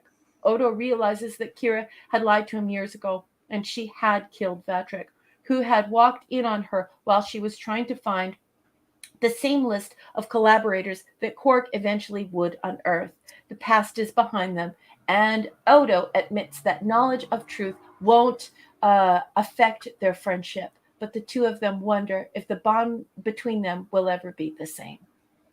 And that's all this crazy long-winded text has to say about this episode. Boss, what'd you think of the episode? Take a breather there. I'm a sucker for an Odo episode, I guess, because I like this one. Me too. Again, it's not really like we're broken records at this point. It's not necessarily that much in terms of science fiction, but it is very good drama. It's a little whodunit there for Odo, and again, a lot of origin stuff for two great characters. So that's a good this thing. So it's a thoroughly, I think, a pretty engrossing episode. In my opinion. Yep. So I really enjoyed it. Notes? Me too. Yeah, I think this is a good one. Should I do my notes? Yes, indeed. Notes time. All right. Odo mocks the human need to record and micro record and our entire digital space. You know, Yes. we're just accumulating all of this intellectual clutter. And we were talking about that on Clubby's Clubhouse. So I thought that was really cool. What a coincidence. This episode marks when Rom is portrayed as innocent, not stupid. So it's very important that people realize this mark, this sudden change in the characterization of Rom. Now we are to believe he is innocent, not a nincompoop. Previously, he was a nincompoop. In fact, evidently, Rom is brilliant and a gifted engineer. So prior to this, once again, he was a nincompoop, but we're going to work on him now. This is a flashback murder mystery. This is not my favorite genre, and this is definitely not science fiction. We have a retrospective exposition. This is a literary way of telling a story, and we have this epistolary narrative. Once again, this was started by Mary Shelley. Mary Shelley's Frankenstein, the very first work, the very first novel of science fiction, is an epistolary exchange. So this is quite nice. This is a very nice nod to that. And we have beautiful exchanges with Nana and Renee. Zachariah, hey. Sorry. Hey, Zachariah. This is not science fiction, but this is a nice story. Yes, it is. And again, we get to see Odo and Kira meeting for the first time, which is fascinating stuff. Seeing some glimpses into the inside, into what Tarak Noor was like. Like 8 some odd years or whatever it was, many years before the Federation got there, which is also interesting and stuff. Even Quark's there, which is a little bit of Quark and Dukat. So again, it's good. This is good character stuff. It is character building, but with a pretty interesting story.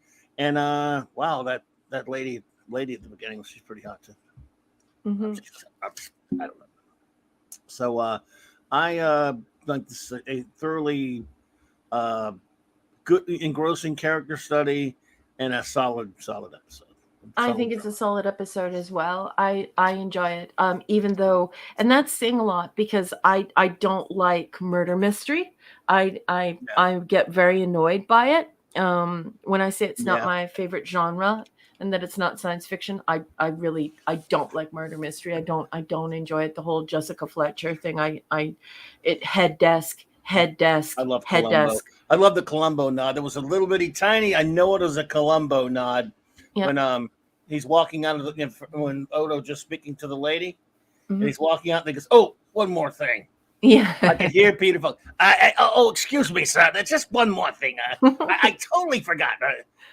Where'd you get those shoes? No, I mean the last night for something I forgot to ask you about last night. I mean that was a tiny little nod to Columbo. I love Odo. I think he's great. I always liked Quincy. But you know what got me about Quincy though is he wasn't even he's not an investigator. I know. He was the coroner. He was a coroner. How many coroners investigate crimes? I don't know. It's the 70s, man. But Jack Klugman's a great actor. So yes, he is. I love him. People used to make the joke about every episode goes, "It's murder." It's murder. Yeah. Excuse me, sir. Where'd you get those shoes? Those are But Columbo. Columbo, come on, you got to watch Columbo. He had Shatner on there a few times. He had Nimoy. I watched the Nimoy episode not too long ago. He had Patrick McGowan like 2 or 3 times. McGowan got a couple of Emmys for being on there. Eric wants us to shout out Agatha Christie. But okay, well, yeah, great. I mean, she was brilliant. Yeah, and it was an accident. I'm sorry, Hungry Boy. I didn't mean to do that to Columbo. It was an accident. But one of the things I always just love about Columbo goes, you know what? He never gets any couldn't he just once get in a car chase in a shootout? But no, it was just. I mean, there are times you're like, you know what? His whoever he was going after, he knew the guy was guilty. The guy just said, "This guy's gonna nail me. I better find some way to waste him." But no, they just let him live and let Columbo put his ass in jail.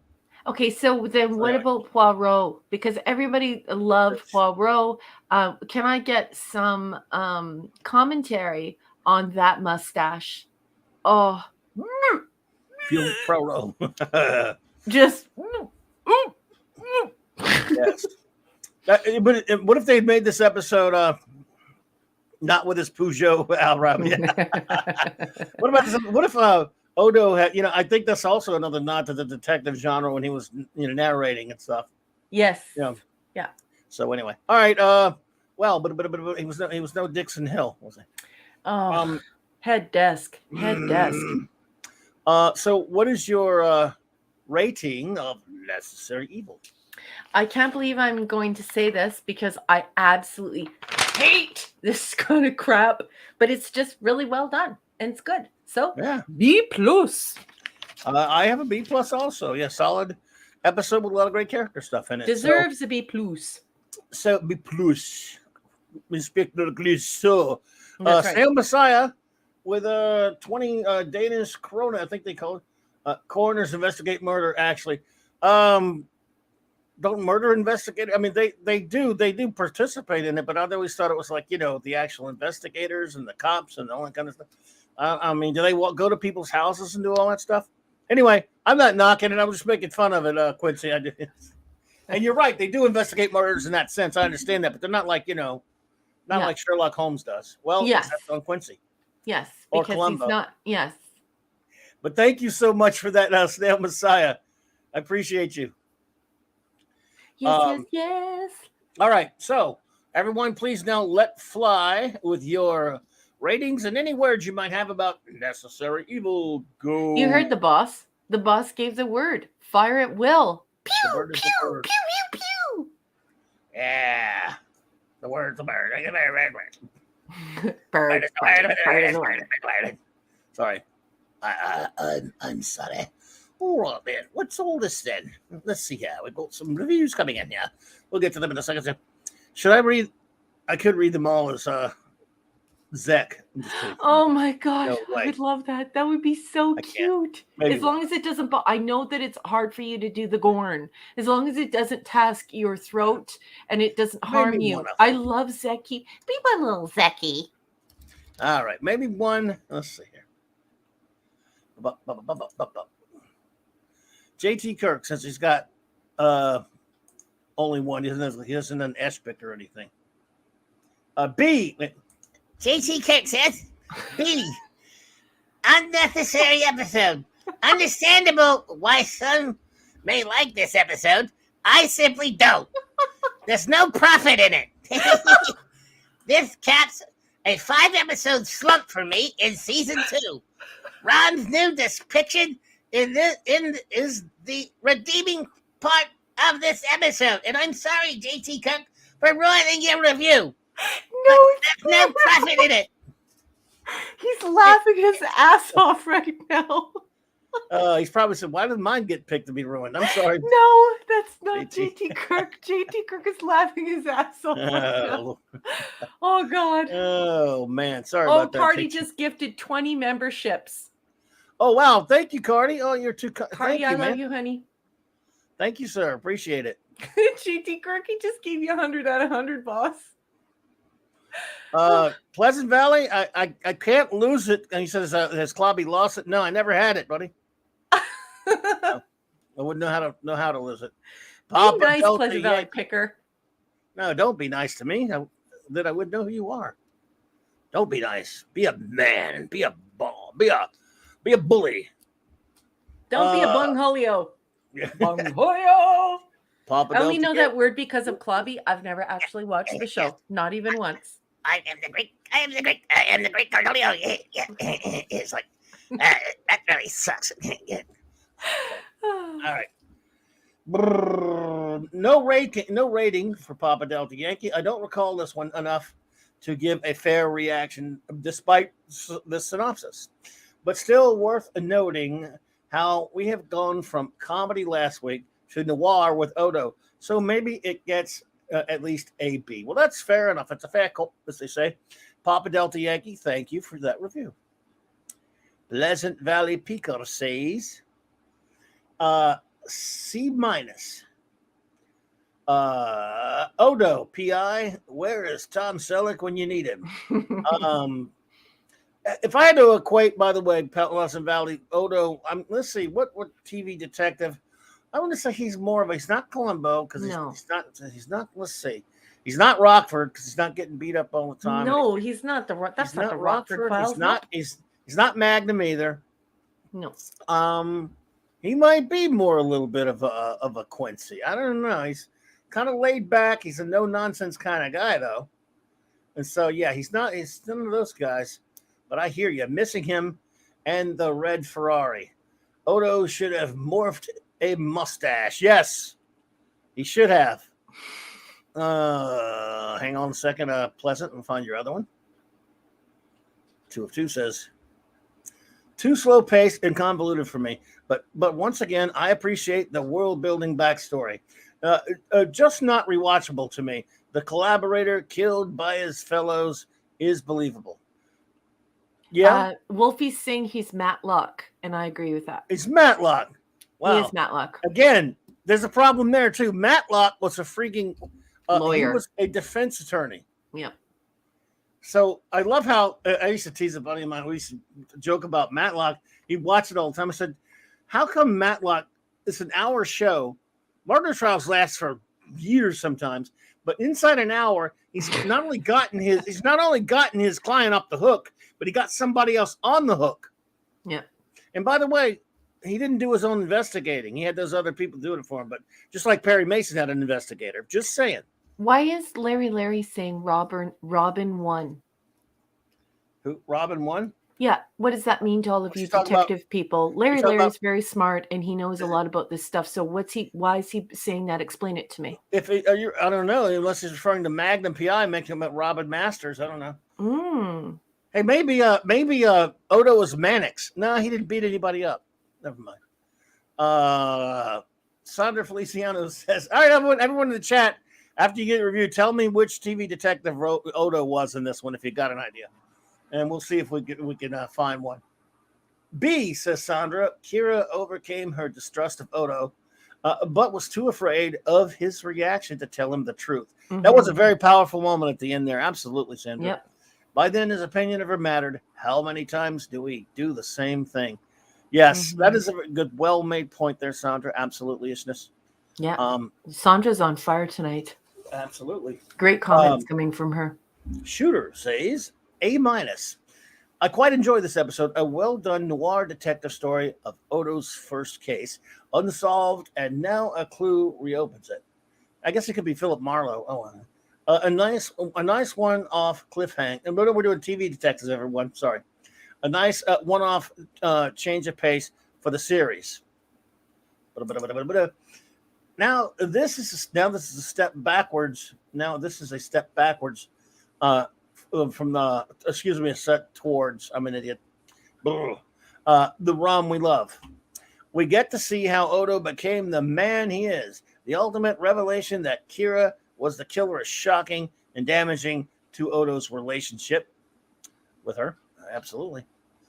Done in the style of classic detective stories, with Odo narrating on his thoughts, reflecting on his past, gives us a glimpse of what life was like on the station during the occupation. Yes, maybe he was Sam Spade, but pick a TV detective, everybody.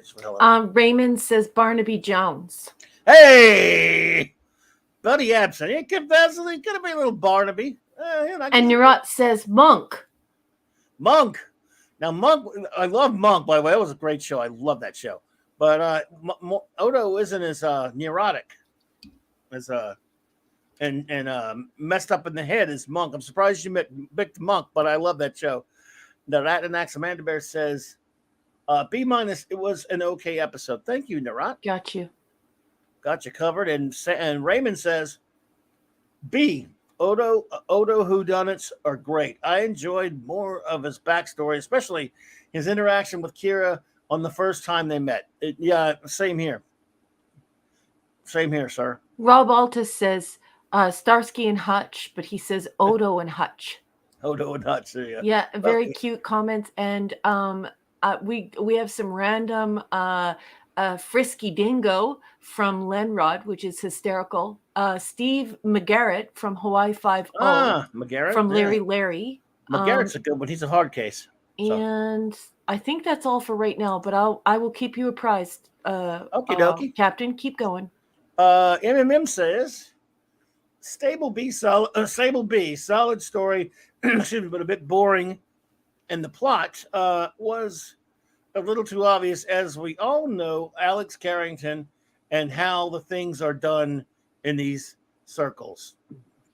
Eric K would Alexis, like to make a Alexis Carrington. Sorry, I beg your pardon, boss. I thought you were at the end of what you were saying. That's right. Eric K would like to make an argument for Inspector Gadget. Well, he does have shape changer capabilities, so you may be on to something there. B, the writer of the episode, wrote several Columbo episodes, and it shows, especially when Odo says one more thing. Yeah, I love that. If Odo was had used his changeling ability to simulate a glass eye, I wouldn't have been surprised, says, of course, Phantom Outsider. They showed Rom to have mechanical tech skills, which would make sense, as why would Quark keep him around if he was as worthless as originally depicted? Peek into future Odo Kira. Yep, the Odo Kira dynamic. I'm with you there. The Catman. On an update here, boss, we have Hungry Boys saying, no, I added that one, Raquel. And then we have Wolfie saying, Detective Sipowicz. I remember Detective Sipowicz. That's what show is that? Is that NYPD Blue or something? I think so, but the early one, because I didn't really watch that Dennis show. Franz or something. Yeah, I think maybe. And Larry says Doctor Strange. Not a detective, but okay. Doctor Strange is a superhero, not a detective. Sure. Clobby, I give this one a B plus, says the Catman, aka Dee Myers. Thank you. Thank you so much, Dee. MMM says stable. Oh, I think I already did that one, didn't I? I think he put it up twice. Oh, you mentioned that Alexis Carrington. You've been watching Dynasty? Yes. Dynasty, as we used to call it.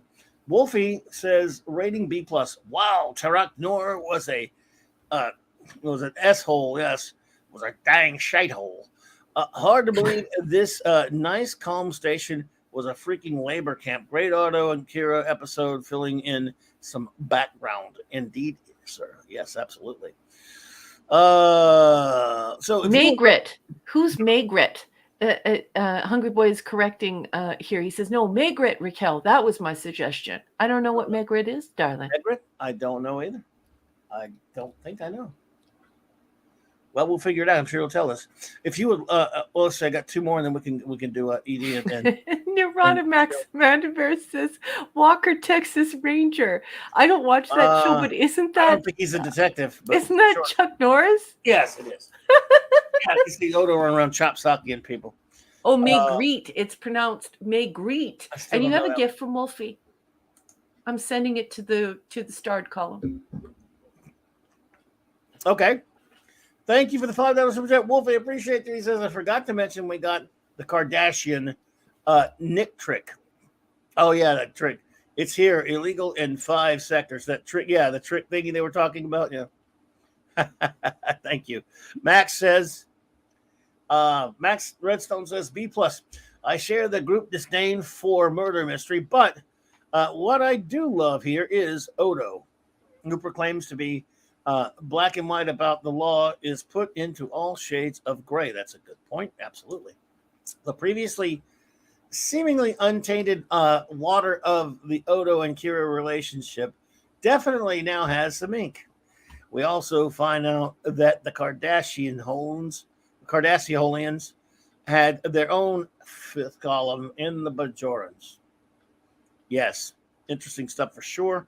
Oh, Now, Boss, if you would like to read, I will, but I have to interrupt because of the chat. Everyone, it's such a busy conversation, but something has developed with Kamloops and Hungry Boy. They're explaining to me that May Greet is a fantastic detective played by the great Rowan Atkinson, one of Clobby's top choice actors. So Kamloops and Hungry Boy wanted me to make sure you heard that. whoa, Rowan Atkinson. I love him. I didn't know he played a detective.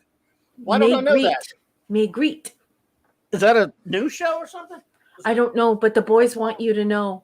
Right, I'm asking them. Let me know. Is that something recent? Why am I know my Rowan Atkinson, I think, but I know he was on the Thin Blue Line. I know you're not talking about that, are you? I don't know. I'm going to do Enigmatic Drop Bear. And Go Enigmatic ahead. Drop Bear I'll wants switch with to apologize for his spelling and grammar mistakes. Oh, Elisa. I doubt that, that there are many, but, honey, it happens in this medium. Why do you think I'm always so grateful to you for putting in that extra effort to create these wonderfully lush conversations? Because typing in this medium, conveying what you think and feel in this medium is not easy at all, including the character limitation. Never mind the stupid autocorrect, autocomplete. So don't worry about it, honey. We'll get through it together. Thank you, Phantom Outsider. By the way, yes, you never see Odo and Reap Daggle in the same place. It's true. Good. Enigmatic Drop Bear, the erudite bear, has a 6-parter here. He gives this an A. He says, film noir techniques were used to incredible effect here. They were instrumental in investing the audience in the plight of the Bajorans and the brutality of the Cardassian occupation. Kira delivers a nuanced and prophetic line to Odo. Will you end up having to choose a side? You will end up having to choose a side, showing yet again that DS9 does such a great job at depicting moral ambiguity. God, I love you, Edie. Odo is not as objective as he asserts and believes. He's kept the murder case open, yet is unable to conclude it objectively when he discovers Kira's guilt. This is marvelous. The fact that Palra can blackmail the cohort of collaborators shows there remain deep problems on Bajor. Segments of the population still live in fear of the consequences from their prior actions. How Bashir was able to order an anti-grav stretcher for Quark. Yes. When Melora established that Federation anti-grav technology doesn't work on Terok Nor, although, Enigmatic Dropper says DS9. Yeah, I was thinking the same thing, but I thought that was a nitpick, so I didn't want to bring it up. I love that you brought it up. I wanted that too. And then this is the last one, I think. This is another continuity stuff up, but I prefer running with the capabilities depicted here than the unbelievable limitation presented in Melora. Yeah, it's like when they tried to limit warp drive. It's like, what? Come on, stop that. So I totally agree with you. And I love you, Edie. Great review, sweetheart. And then Jill, she's got another short one tonight. She must have been busy. Such a busy mom, but I appreciate every single comment she makes here. And she's giving this episode a B+. She says, incredible insight into Odo, Terok Nor, Kira, Quark, and Gul Dukat. I can't help it. You know that song? Du-has, each, whatever it is. I don't know. I don't speak German, but yeah, that's whatever. I see that. I hear that. We're packaged neatly into an intriguing criminal and political drama. I love you, Jill. Great review. Thank you, sweetheart. And I am back on the live tab, boss. Well, that great show, if it's got Rowan Atkinson, so they're saying it's from 2016 and 2017. I love him, so I would love to watch that. I'll try to see if I can track it down. Thank you both for that. Cardinal Sim with the 199. The super chat says Johnny English. I as much as I love Rowan Atkinson, I never really watched those movies. But I know of them. But we got to admit, I love my favorite thing he'll ever do is, of course, Blackadder. And I do like Mr. Bean as well. Mr. Bean's good. But Blackadder rules. Right, Linrod? Now just do it with Gul Dukat. Dukat, Mish. I have no idea what it means, but it's what I hear when I hear Gul Dukat. Mark D says he has no review. I was so tired yesterday, I confessed to falling asleep watching D Space Nine. Maybe an agonizer would have woken me up. Aw. Well, ask and you shall receive. Your agonizer, please. No, Mr. Spock.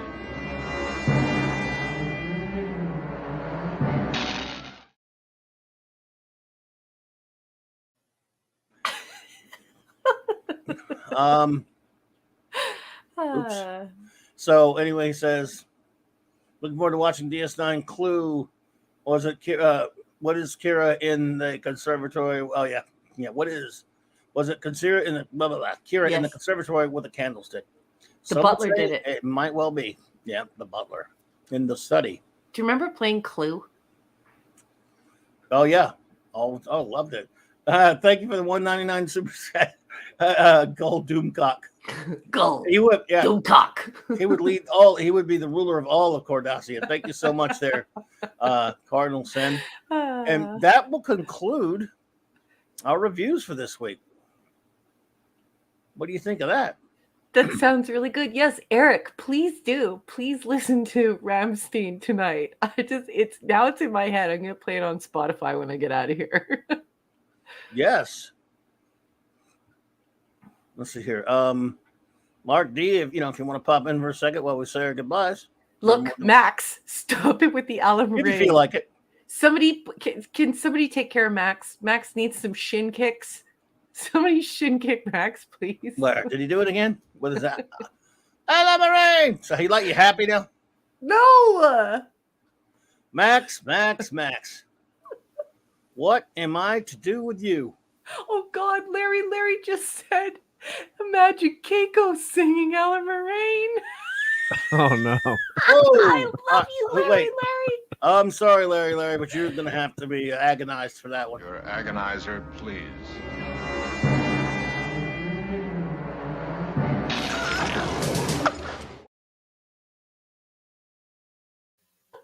Yeah. So good. I love you all so much.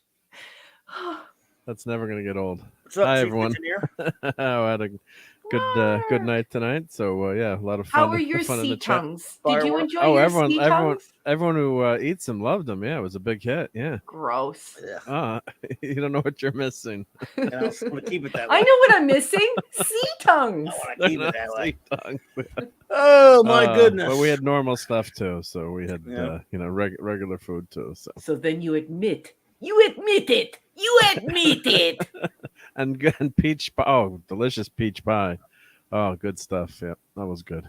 Well, Sandra, our I know town- you have to get up very early in the morning. I cannot believe that you stayed this late. You are such a sweetheart. I hope this doesn't affect your busy early Yep, morning. Sandra, have a good one. Love you Thank so you. much, Felicianos.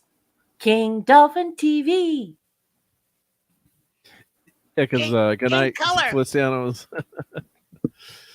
My town didn't have a rain date for the fireworks, so they canceled the fireworks, even though it didn't rain. So they decided to have them on this weekend. So, but that's why we're out tonight, all watching fireworks. So Nice. it was a nice night. Yeah, it was a good night. Yeah, while you were digesting your nasty sea tongues. Oh, they And were JT delicious. Kirk has a gift for the boss. Okie doke. Had to mute for a second there. JT Kirk for father. Thank you so much. You're too kind, sir. Just Alan Moraine. Alan Moraine. See, to the tune of "Dancing Queen" by ABBA is the Federation's #1 hit. Alan Moraine. It's a shame he's the dancing man. We'll never sing it. Well, that would work. Yeah. You ought to be ashamed of yourself, JT. JT Kirk. I'm sorry, buddy, but I'm going to have to ask you for your. Your agonizer, please. And Scuba Pete had a really good song reference in his review, but I don't think anyone did. got it. I he got did. it. We You did. It got was it. Pass the hysterical. Tullaberry with the left hand goes, and that's Pass the Doji Duchy by Doji. Pass the Duchy by Musical Youth. I'm sure that's your favorite song, Clobbering Times. Yeah, If I knew what it was, it might not be. yeah. Here it is. You can watch it. It was a real popular song in the 80s. Was it that long ago? Which one? Pass the Duchy. Come on, Raquel, you can sing it. I don't remember that. No, I'm not going to sing that. So yeah, it was a really a bunch of young kids sang the song. I think they were Jamaican. So it was a really massive video. I will take your word for it. Yep. So that was a good one, Scuba Pete. Scuba Pete's great. He's the professor. He is the papa of puns. He's a Weisenheimer. Yeah. Yeah, wise guy, huh? A wise guy, huh? Well, that was fun. Or something. Yep, that was fun stuff I'm tonight. exhausted. Everyone. That was so much fun, but I am pooped. Let's get you out of here. Then we'll start saying our goodbyes. Only show note is, folks, that Mark C, of course, will have good night, Michael Beacom. Have a good one. Good night, Michael, and good night, Cassandra. Thank you so much for being here. Love you guys so much. And Michael, again, thank you for sharing that beautiful story and that wonderful review. I love your company. I love your conversations with us. You're the best. Good night, Beacums. Hungerbush says, by the way, best Star Trek animated critiques from Anteater to Jill and Scotty. Yeah. Well, we did a few of those ourselves. We critiqued all of them here. Mm-hmm.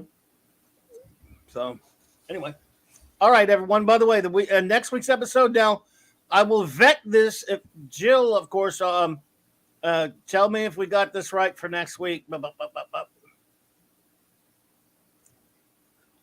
And I'll check. take a look at that, Jill, or anyone else who keeps, or you don't have to. That's what Second Sight. that works for Yeah. me. And There we go. Sanctuary, and then Rivals, and then The Alternate. More romance and stuff for you. Any hard sci-fi in those episodes? I can't remember. Yeah. You'll have to wait until next week to find out. Yeah. Tune in next week. Tune in next week when we'll discover if it's science fiction. They got romancy stuff. Second Sight, I'm guessing, right? Yeah. Well, that's not Second Sight, that's Second Base, but But Cal was, I heard a lot of things about cherries tonight and other stuff when I was getting home. Wow. Well, okay, folks. So, no, Mark D with a C is going to have some geekery tomorrow night. So you do it Sunday earlier, night. Well, I'll probably do it, but I'm going to Usual cut time. off at like 12 latest because then I got to be up. To that poor pig that's in my backyard is going to be roasted on Monday. So we're having a pit. Are you all going to sit around the table and insult it and make jokes about it? yep. Yeah. And embarrass They're it? going to make it roast, hold an yeah. apple. Yeah. Mm. Get that apple out of your mouth. So yeah, so big Labor Day tradition down our way. So 20 racks of ribs. 20? Yeah, 20 racks of ribs. And what do we got going? Like 8 pork butts, about 20 pounds each. So it's going to be a have feast. 3 ribs. I think that's the maximum I can put back. You can't survive with only 3 ribs. 3 ribs, that's the I mean- maximum I can do. That's not a lot of ribs to survive. I mean, did you have like an operation to get rid of some or something? No. Oh, you mean to eat? Oh, I'm sorry. To eat. But Yeah. that's also because half of my plate is usually vegetables, and then the other half is some monstrous potato with bacon and cheese and onion, like chives and everything on it. So, but no, I'm like three ribs max. Max. Speaking of Max. Well, Club, you'd like the barbecue. Yeah, there's not too much I'd be green all stuff for it. at these barbecues, right? Yeah. Yeah. Mm. Maybe coleslaw. You put So- coleslaw on your pulled pork sandwich, but that's not really a vegetable. No, coleslaw. No. Oh, hell coleslaw. No, but it goes good with the pork and, No, the sir. sandwich. No. No coleslaw. In When I go to Raising Cane's, bacon. I always get extra toast and sauce and say no coleslaw. 'Cause No for some coleslaw. reason, they give you coleslaw. Yeah? I don't Oh. call it coleslaw. I call it cold slop, and it always makes the server laugh. Does that come with cold slop? Yes. Well, then I don't want it. Exactly. Please tell your first officer that vegetables are what food eats. Good. Yes, absolutely. Yeah. Max, Oh no, absolutely. I'm a meatitarian. It's just Yeah. I love meat, but just the thing is that I really love salad, and I gotta tell you, man, I'm a big potato person. No Potato. rabbit food. Exactly. Well, actually, I do love salad. But my salad's gonna have a lot of A lot How of about- other stuff on it. How about good baked beans? That goes good usually with the It's pork. good. Oh yes, that's good. If you put Yeah, meat in They're them. not green. Yeah, Well, we everybody- can put bacon in them. Yeah, sorry. We can start saying our goodbyes before I Yeah. start getting too hungry. That's why I'm nibbling on popcorn here. I'm Wanna actually get something- starving. Yeah, Raquel's starving. So anyway, please subscribe to Mark D's channel. Thank you. He's got a new video up. Oh yeah, the Right. TARDIS. Yeah, Captain Cockney Spock would like that. The TARDIS time lapse Lego build. Oh, cool. I didn't Yep. see that. Mhm. You get to see it. Yep. Yeah, I have No. a time lapse. Yep.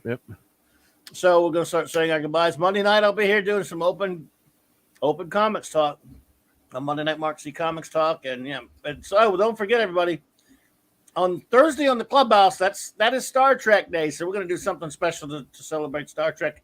And wouldn't you like to know what it is? And so would I.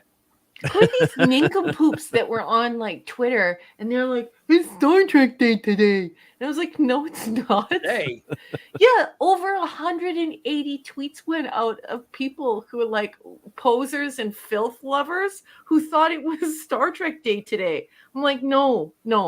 That's on the 6th in Canada and on the 8th in the USA. in the Stop 8th and the whole posing. planet. The whole excuse me. Until I met you, I didn't know about the 6th. Yeah, Star Trek Day is the 6th in Canada. Because it opened up, and then in the States it showed the 8th, Yeah. and it's widely recognized as the first airing, because nobody, unless you're in Canada, no one knew that it aired there. The 6th. But now I'm you telling have to nobody did. celebrate it because you love me and I'm your friend. So you have to celebrate the 6th and the 8th. I'll watch an episode on the 6th for sure, but on the 8th we'll be here because I know. it's Thursday. So It's And, Thursday.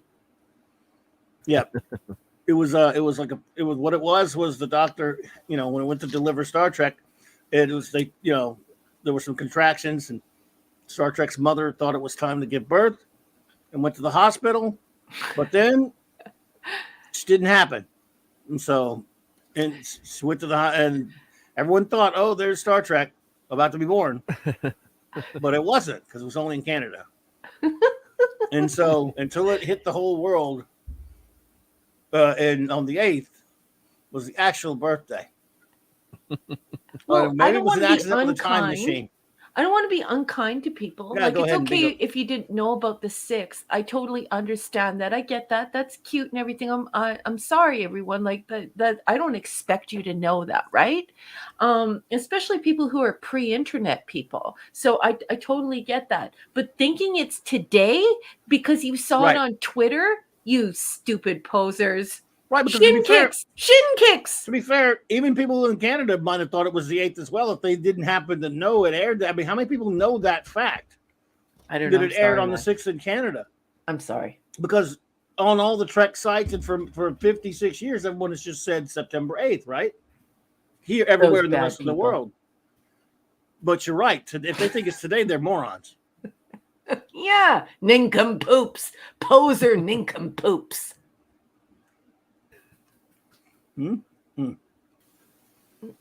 What's that, Jill? 7 p.m. before the clubhouse. No stepping. Oh, okay.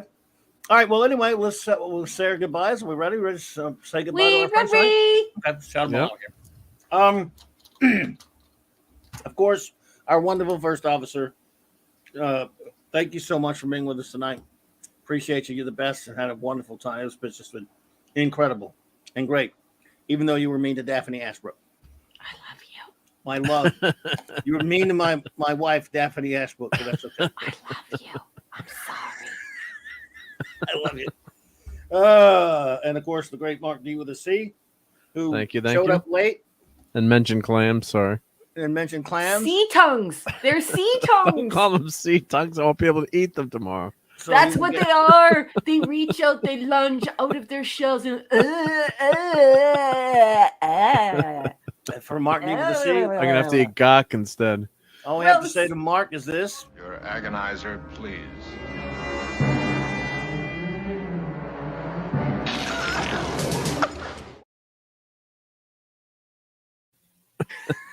Anyway, the great Lord Doc was here. Appreciate you, LT. Avon lives, and long live the Legion. And Lady Thoth as well. You can talk unless you don't want, unless you want to hurry. You want to hurry Let's so you can hurry. You want to hurry so you okay. Well, we're gonna, ladies and gentlemen, this is a warp speed condensed Warp factor 9. The great Eric K. Thank you, buddy. Mwah. Chris Persia. Everyone gets shouted out whether they're still here or not. And of course, that's our official crew. Also, the great Max Redstone. He's part of the official crew, whether he likes it or not. Thank you, Max. Let's see. The check's in the mail, Max. And it's going to stay there. Sorry. Anyway. But yeah, it's not even really a check. It's more like a check mark. Anyway. Shout out to those who are lurking. Thank you so much. And those who are listening on a replay or anything like and Eric O'Sullivan. Thank you. Apollome's Minion and the Pupperoni. J-Man Forever. Thank you, buddy. Appreciate you.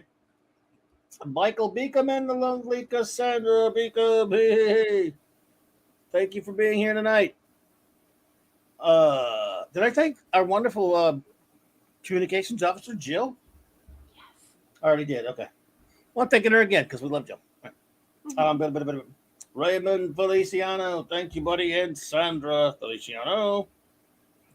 Thank you for being here, Sandra, as well. Zach Ross. Pleasant Valley. Crap. Oh, there you go. That's cheating. Pleasant Valley Picker. Thank you, buddy, for being here. Have a good one. Brian Hepburn, thank you. Enigmatic Drop Bear, thank you so much, my friend, for being here. Indigo Lim Scuba Peach, he's the king of Aramba Beat. And Leslie.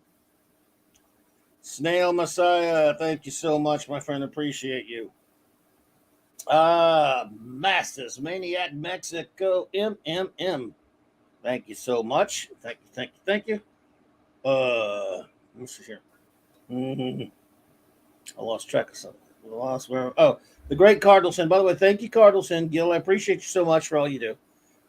You're too kind, buddy. Thank you for all that. Hungry Boy. Always the greatest. Good to see you. Thank you so much, man. Love you. The great Steve Mitchum was here tonight. Maddie's daddy. Bro, hope to see you before you leave town. Again. See you again. Again, that is Tyrell 72. Thank you. Linrod, thank you so much for being here. Thank you, Classic Comics. Whispering. There's no profit in you listening all that time, so I'm just going to read the rest of them like this. How about that? Quark, I'm going to read the rest of these names whether you like it or not. Dave G. Sound. No, I'm just kidding. It's inconceivable. All right. Double C. Don't stop. Wolf. I think you just made me drool. Oh, sorry. Wolfie 762. Grim, I like your name. I'd like to buy it from you. Would you go into a business deal with me? The Catman, a.k.a. D.D. Myers. He's one of my favorites. I hope you and your life are doing well. 6, the lovely 6. Oh, my goodness. You are just beautiful. Would you go with me to the Hollowspeak? What? And set it up for us. Yeah, let's see here. Chuck Lee, thank you for being here with us tonight. Midnight's Oblivion, thank you. And that's Amanda Bear. You are too kind for being here. Thank you so much. How are you doing that without real helium? I don't know. That's pretty good. Captain James C. Skywalker. He is inconceivable, but he showed up at least. I just like to. I'd like to take a patent out on the count inconceivable. Oh my God. Katie Cott, she is so lovely. Thank you, Katie Cott. I'm gonna send you one of those earrings like I gave what's her name? Kira. Oh, Kira will be mine one day. You're my uncle. Thank you for being here. Scotty, 37. Thank you so much. Captain Time Lord Spock. He's a Time Lord. I wonder if he would sell me his TARDIS. Wendy and Jimmy popped in. I am so happy that you showed up. It is wonderful. I hope you have a wonderful night. It's the Tickle Truck. I love that name and the way it sounds when I say it. Gary Carpenter. I don't know you, but are you a member of the Carpenters? Can I sign you up? I like them. He's only just begun to believe, honey. Rob Altus. Hello there. Thank you for being here tonight. J.G. Lewis, my good friend. Can I sell you some Tullaberry wine? In the Gambit quadrant, of course. Brett Cohen, thank you so much for being here. And your old toys. I have a lot of toys myself. Would you like to buy some? For 10 bars of gold pressed latinum, I'll sell you all of my Marvel Legends. Aw, Zeki. That 70s rock band. I like his channel. I like the 70s. Can I be on your show? I promise. I'll pay you 2 bars of gold pressed latinum. Papa Delta Yankee, thank you for being here. I'll tell you who's inconceivable. It's that J.T. Kirk guy. And Martler Seth, thank you for being here. Phantom Outsider was a man. He was a big man. I can't sing with this voice out. What? What are you doing here? And finally, Zachariah was here tonight with us. Thank you so much. There's no profit in not saying thank you to all you people here. You have a wonderful night. Sorry. Oh. I'm upsetting Pleasant Valley Picker. I should do so. My goodness. It doesn't hurt as much as the corn. Everyone, if you hated that, you have none but Raquel to blame. Please don't cancel your membership. Yeah, please don't cancel me. Well, thank you all so much. Oh, you can be Moogie, huh? Moogie. Thank you all my so little much. Zeki. Andrea yes. Martin. I could totally do an Andrea Martin. Yes. And then there's someone else played her the second time, right? Yes, unfortunately. And they needed shin kicks. What is Hungry Boy saying? It's a good thing Raquel had not pigged pout on poutine before all that. Well, pigged out, I think he means. Pigged out. Yeah, pigged out. Yes. Yep. And that 70s rock fan says, talk about bruised plums. I'd rather not talk about this. But thank you anyway. Max, for the offer. stop it. Max is thank doing you, wrong ED. again. Make him stop. You know, Enigmatic Drop Bear, the only Bobcat Goldthwait impression I would like to do is an impression of a guy married to Nikki Cox. That sumbitch married Nikki Cox. That twerp, that troll, married one of the most gorgeous girls who ever lived. Damn it. JT Kirk says, Raquel, can you please say, oh, Moogie is Keiko O'Brien? I don't know if I can do that. Okay, first, please plug your ears.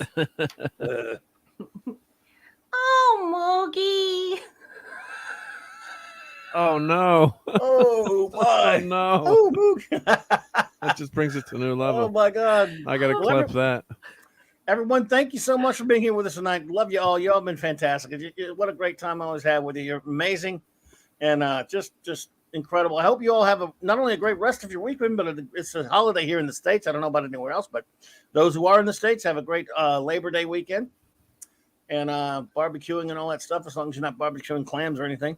So please enjoy these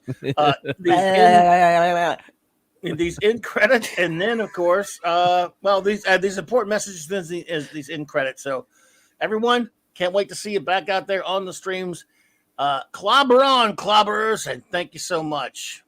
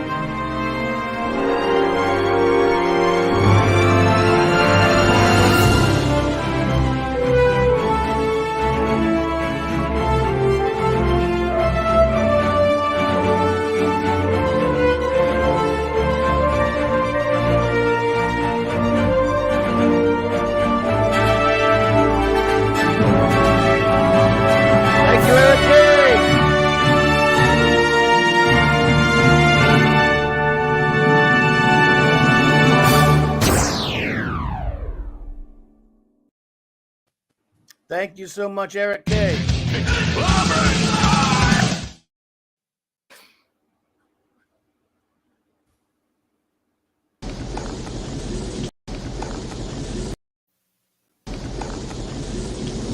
I have had enough of you!